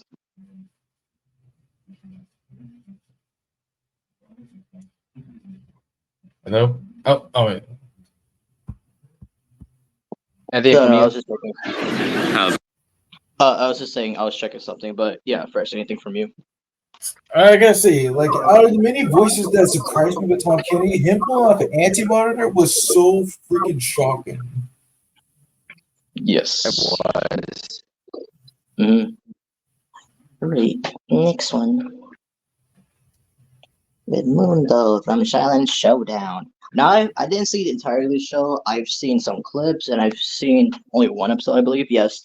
What I was astounded by was like, yeah, Tom Kenny, Grey Delisle, Wayne Knight, let's see, oh yeah, Jeff Bennett, and many more. Because yeah, it's one of those shows that I was like, yeah, I could see more, but I was like, it's pretty good. Yeah, I had the same thoughts. And Tom Kenny, of course, in the role of Ramondo, I guess in a large group of friends, you have that one who's kind of like a little bit of a big mouth, a smart aleck, all that kind of stuff. And yes, it will. Yep. All right. Next one. Oh, God. Hi there. I'm Mr. Jellybean. Hey, Mr. Jellybean, I'm here with my grandpa on an adventure. Oh, isn't that nice? No, that whole scene though, you thought Mr. Jellybean was so nice until he started attacking Morty in the bathroom. In order to Really? yeah, he's like he's like very sick, like child predator. Yeah. Ooh. I mean, but I've been reading comments saying like how good Tom Kenny scarcely like pull that off. It just like go straight into like, oh, you think this guy is really nice, but no, he's just a sick pervert. It's like, stop acting like a fucking teach, you sweet little twat. Yeah, that was really surprising by Tom. And yeah, with his next character, Scrunchy, I believe. Yeah. Squanchy. Yeah, he's the cat. I've seen him a few times. He's okay to me. What about you? Yeah, I mean, like, he's a squanching, good squanching dude. He's a dude I'm totally squanching here. That's just his all. That's just his thing. Yeah. And yeah, that's pretty much it. And next up, can you give me a hand, Manny? But not like that. Alrighty. I'll let you start off, Blitz. Well, actually, I was gonna give it to Fresh if you wanted to. Even though I have seen a show back then, Patch, yes, like he's supposed to be like the silly one of the group, like nonsense here and there, but still a good-hearted soul. And Mr. Loparts, what's cool about him? Like he has a little bit of a Slickman type of vibe, and well, like he's decent. Yeah. Yeah, with Pat, yeah, one of And my favorite. what they got him is like, do I fix that for you? Because he always like has rugged stuff, and he always says no, so he's pretty prideful. Yeah, and I think I've told you this before, guys. What do you call it? When I was a kid, I used to have like a toy set of the Handy Manny like tools. It's lucky. Nice, very lucky. Hi, I'm Handy Mandy. Oh, Bob, you trying to take my job, little N-word? You ever seen that Vine? That was funny. Oh man, have you ever seen Well, the there's a robot main difference between Bob and Handy. Handy Mandy is a repairman, more like Bob Viller is a construction worker. So there's a huge difference. Yeah. You ever seen the Robot Chicken skit where Bob had Manny deported? I'm like, oh my god. Oh gee whiz.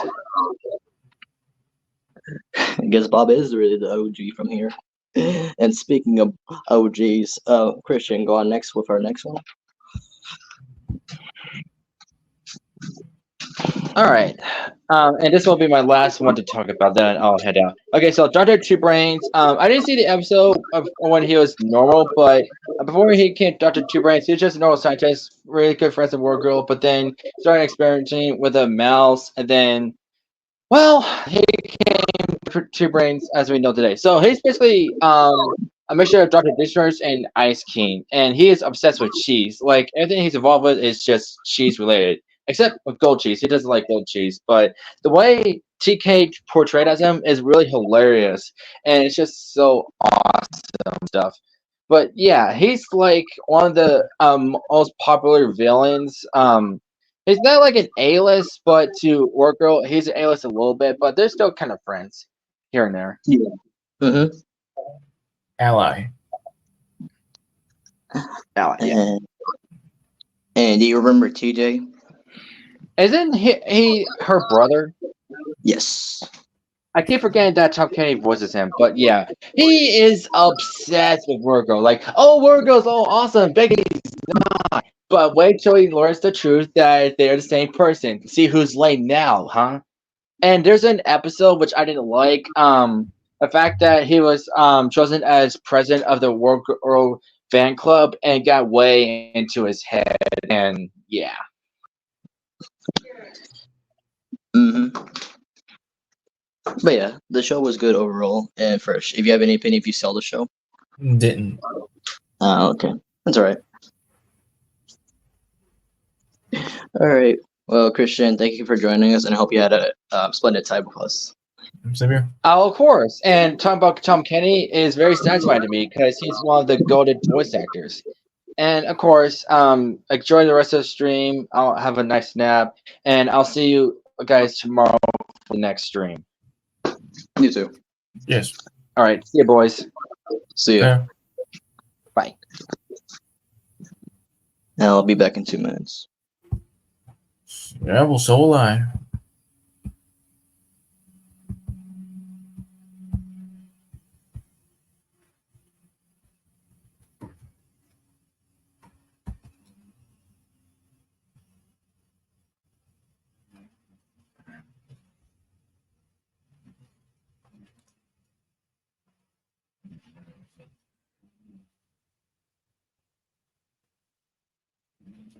This will buy some time.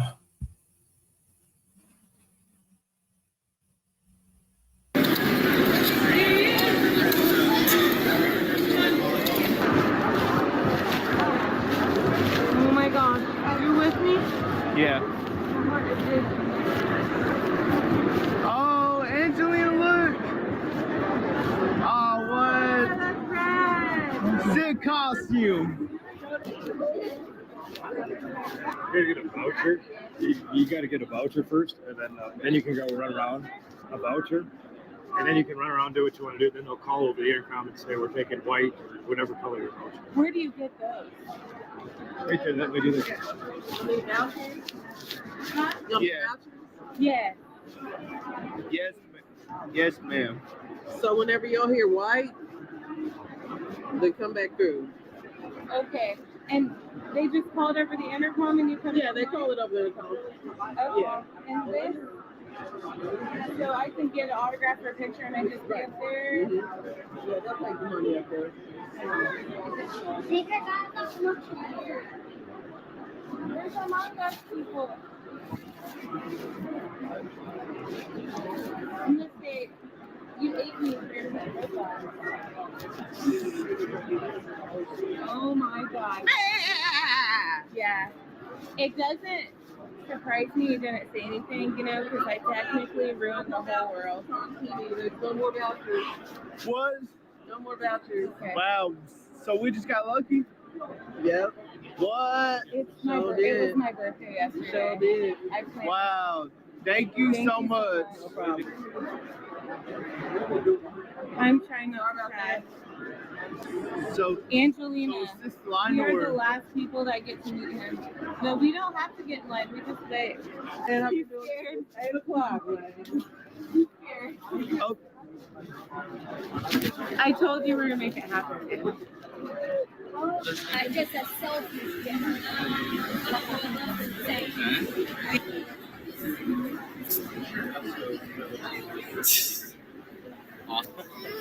And I thought you were so mad at me.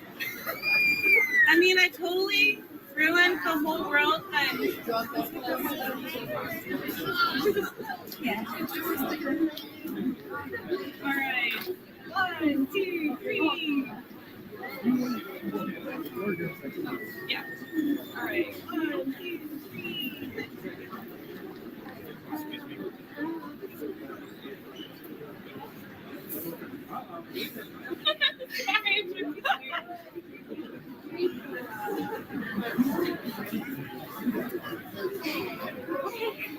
Thank you so much. What do you want me to do? My hat's supposed to, just like we're excited to reunite here.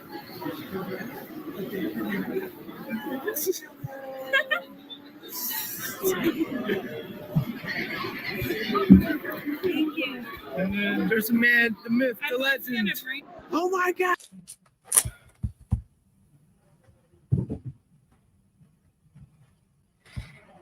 Oh, all right. Well, good thing it lasted. But let's see.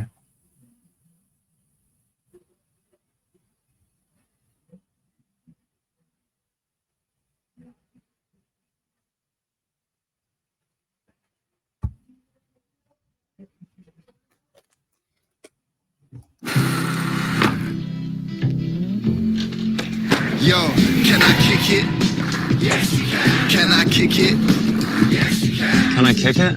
¿Qué? Can I play? Sí, can I kick it? Can I kick it? Can I try? 당연하지. Can I kick it? Yes, you can. Can I kick it? Yes, you can.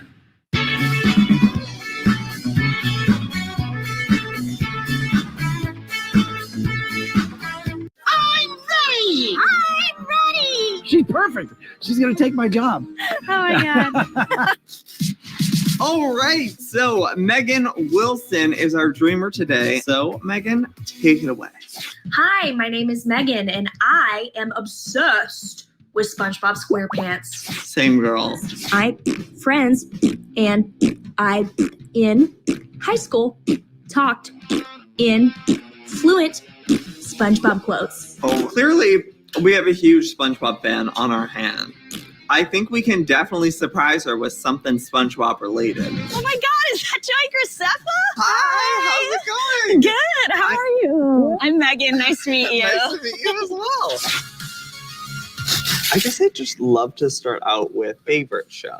Favorite show, SpongeBob SquarePants. When did that start? Like when we would watch shows in the living room growing Okay. up, SpongeBob was our family show. Really? So yeah, we already kind of have potty humor Okay. as a family. Sure. And so all of those jokes just fit perfectly. Yeah. Yeah. Actually, I think I saw your mom was here. Yes. Mom, where are you? Hello. So your daughter's been telling me a lot about her love for SpongeBob. And I think it's important to note that not all of the kids could watch Back. SpongeBob Growing up, yeah. Okay. because it was, you know. Because they showed his crack. Is that what it was?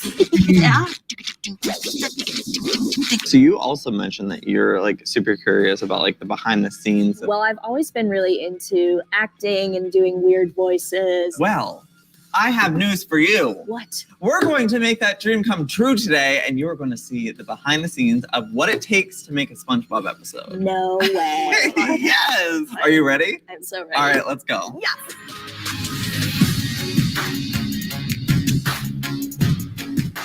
I'm back. Well, this is it. Wait, I know that YouTuber. Hello? Yes. That's pretty cool. You know, it reminds me when this YouTuber got to meet Rob Paulson. Oh, yes. Mm-hmm. But yeah, since Mastermind, you've been back for a while. Do you want to talk about some of his roles from Rick and Morty real quick, if you've seen his roles? Sure. I mean, I know I've seen him do the cat one. Yeah. So you want to explain? Yeah. Like, I'd say the cat character was pretty funny. It's Squanchy. Yeah, Yeah. Squatchy. And yeah, same with Mr. Jellybean. Mr. Jellybean had no chill at all. It's a good thing And he was of course- killed, I think. Yep. Oh. And of course, yes, I know I mentioned the makers of Rick and Morty made High on Life, of course. That was very unacceptable of you, but no, I'm just playing. Anyways, now we can proceed to Futurama. Yep. Yeah, Yancey Fry Jr., the brother of Fry. So, yeah, because, Fry's real name is Philip, but yeah. Basically, there was an episode where Fry had, like, this good luck charm, and, his brother would always pick on him when they were teenagers and stuff like that. But the day Fry, disappeared, and when it came to the dance and everything, trying to look for, like, his lucky charm and everything. But yeah, years have passed, and he was to worry about his brother. Although he was a jerk, he was still worried about him. But this kind of like points to the episode because Fry was like, "Hey, who took my name and everything?" But finding out that was his nephew, and yeah, his brother named his baby after Fry, because he missed him. Yeah, that was sentimental. Yeah. Well, overall, I like how Tom Kenny played Fry's brother. Like, you guys? Yes. Yeah. Yeah, I liked it. Mm-hmm. All right, next one. Go ahead, Trish. Hey, Ed is an otter and Mr. Whisker's best friend. Even though like he's not really all that bright all the time, he still has his moments where he can be just as crazy as everyone else living in the jungle. So there's that. Would you say he's one of your favorite characters? I mean, I guess, yeah. Oh, BRB. Anybody here? Hi. I'm Joanne, Joey. production assistant on SpongeBob. I'm Megan. Nice to meet you. Nice to meet you. You guys ready to see the workspace? Yes. Yes. Well, All right. Actually, I have to go run and take care of something, but you're in great hands. I will see you in a little bit. I have a little surprise. All right. Cool. All right. Are you ready? Yes. Let's go. So one of our first stops is right here. This is where our rough board art is actually. Oh my god! And you'll see that they started off like a really fun sticky note war. Yeah. With all their cool doodles and everything, and it just started accumulating. Oh, my favorite. I'm ready. I'm ready. I'm ready. I'm ready. I'm ready. All right, here we have our tiki hut. Kelp shake, anyone? Oh my god. Whoa. Were you there the whole time? No. All right, great. You want one? Sure. Thank you. You're welcome. Ooh, kelp shakes. Ooh. I wonder what it tastes like. Sorry, Mr. Krabs. It's just that this kelp shake tastes so good. Not great. I'll put that back down. This is for you, okay? I wonder what it tastes like. I'm gonna bring you around here. Okay. Take a look Oh, at our fan mail probably wall. trash. Yeah, so these are fan mails from all over the world. Some of them are directed directly at the characters too, and they're like, you cannot open this until Patrick is there to open this and read. My favorite one is, Dear Patrick, I love your shows. You're weird. Really weird. Love, Maggie Pizza. That's great. Well, do you want to see how we actually make the shows? I'm gonna cry. All right. Yes. Let's go. So generally for production, we're basically just making everything happen. So if you look over here, we usually have scripts, and then from there, Oh. Alright. Oh yeah, we were just watching the kelp shake. Oh, that's pretty cool. Yeah, Yeah, they just made them real. I've seen videos like that where people make food from the cartoons. Have you seen those? Yep. Yeah, I never really tried a kelp shake before. I wonder what it tastes like, and Fresh said it probably tastes like trash. Because really, what else can you suspect from kelp? Yep. And plus, you know, at the end of that episode, everyone grew hair everywhere. Everyone was turning into Sasquatches. Mm-hmm. All right, next one. The rabbit from Winnie the Pooh, who played him in the 2011 movie, and the Kingdom Hearts game from 2019. Go ahead, Fresh. Yeah, Tom Kenny really did pull off like being one of the best successors from the previous guys who played rabbits, and well, yeah, yes, like he sounded like he kind of the voice. It kind of sounds like a combination between both. Let's see, what was it? I had it on my mind. Let's see. I guess. Yeah, I should have just what. Was it a more cheerful version of Slickman or something? Wait, like a more cheerful. Okay, like Rabbit is more like uptight. Okay. I was just helping out with the voice, though. I mean, like, well, whatever I was thinking about. Like, I'm just gonna say, I guess, like, he's like the best for me because, like, it is a much. It's again much more better with him collaborating with Jim Cummings again. Awesome to hear. And next up, we got our boy over here, and his name's Eddie. Yeah. Yeah. I didn't really watch the show that much. I only saw the behind the scenes. And yeah, when Tom Kenny was doing the voice and describing Eddie's voice overall, I was like, yo, this is pretty awesome. It is. It quickly became one of my favorite shows of all time, and Eddie was like also one of my favorite characters at the same time. And of course, like when it comes to rich kids, to be like, oh, you expect them to just be spoiled, obnoxious jerks, but no, Eddie, like, he's great to have friends. He may be kind of a little bit full of himself, but not in an annoying type of way. Yeah. Yep. And let's see here. Before we go into Shakes the Clown over here with his character, this honorable mentions here. Of course, Fred, you want to describe a little bit from Tom Kenny from I Know That Voice? Okay, well, yes, he was one of the many legends interviewed in the one of the best documentary movies that I have ever seen, and well, of course, he was just explaining about everything from being like well known, being like part of like being part of the job. Like he does describe that like his goal, of course, dream job has always been limited to just cartoons and voiceover. He doesn't want to be like French Prince of Bel-Air or anything like that, despite the fact starting out in live action, but still making a difference in the world. And just well, yeah, that's all it is. Everyone's just talking about like how they got where they are. It's pretty cool. And another honorable mention one is the teacher he played in Meet the Robertsons.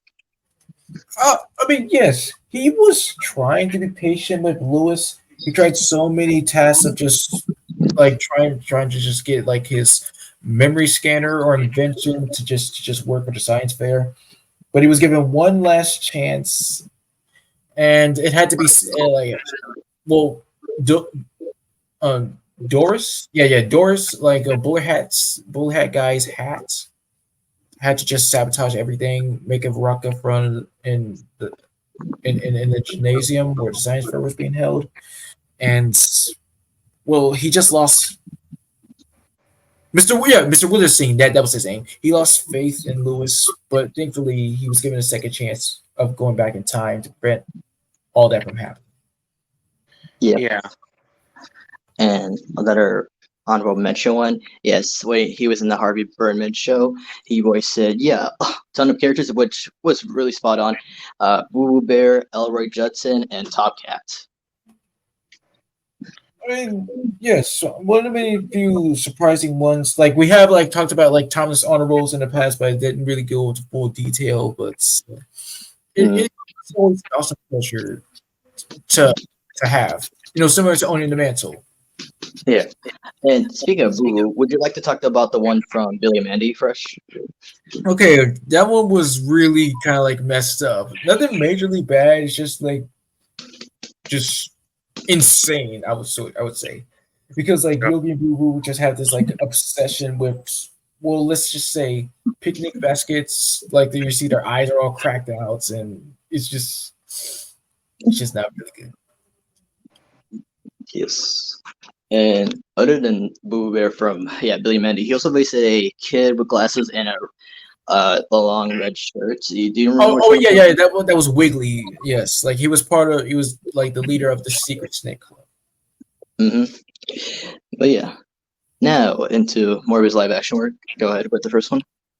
Binky the Clown, said to be one of the scariest clowns in like the world of media or anything like that. But I'm like, yeah, I did see the movie one time. It was all right, but it was around the time where clowns were just not really good. So you saw this movie around 2016, right? Okay, I think maybe 2015, 16, whatever it was. Like I do, like I was being told that it wasn't really kind of like a good time to do so, but I still did it all the same. And again, hearing Tom Kenny curse and be like a threat to be like, it was just nuts. Huh. Yeah. But it's a good way to like, especially with some best friends, especially with him and Bobcat Goldthwait. Yes. All right, next one. What's up, Webhead? Go ahead, Fresh. Yeah, one of the more surprising ones, and be like, oh man, how could it be so blind? Because like here you have a timeless honor character. You do as much as you can with it, make it awesome, or be one is either going to be awesome or ones that people are not going to be satisfied with. But he pulled it off very, very good, and like it's unspeakable. That's how good. Oh wait, even though it did start out a little bit stupid, and I'm gonna explain. Like somebody made a voice comparison about Spider-Man, and apparently they have Tom Kenny's picture, but the audio it was from freaking Quentin Flynn. Yeah, it was from Quentin Flynn because of course somebody couldn't get their freaking facts right or have a brain or anything like that. Because apparently Quentin Flynn was playing Spider-Man as part of this little video clip for one of the Marvel Ultimate Alliance games. Like that was where he team up with Iron Man and Hulk at the time. Nice. That's pretty cool. Yeah. Pretty cool. All right. Next up, another character, Chester. Yeah. This is a funny one. I'll let you explain. Are you sure? Because last year I was watching Sky High, but I didn't fully finish it. But I know because I know you know all the details because I know it was Tom Kenny and Jill Talley as playing this couple, and they're staying in their house, and I believe was it a UFO, right? I mean, it was just Sky High, the school itself. Like it was about to just crush the house, but thankfully, like Will managed to just save everybody. And then Tom was just fainted, and then his wife was like, Chester.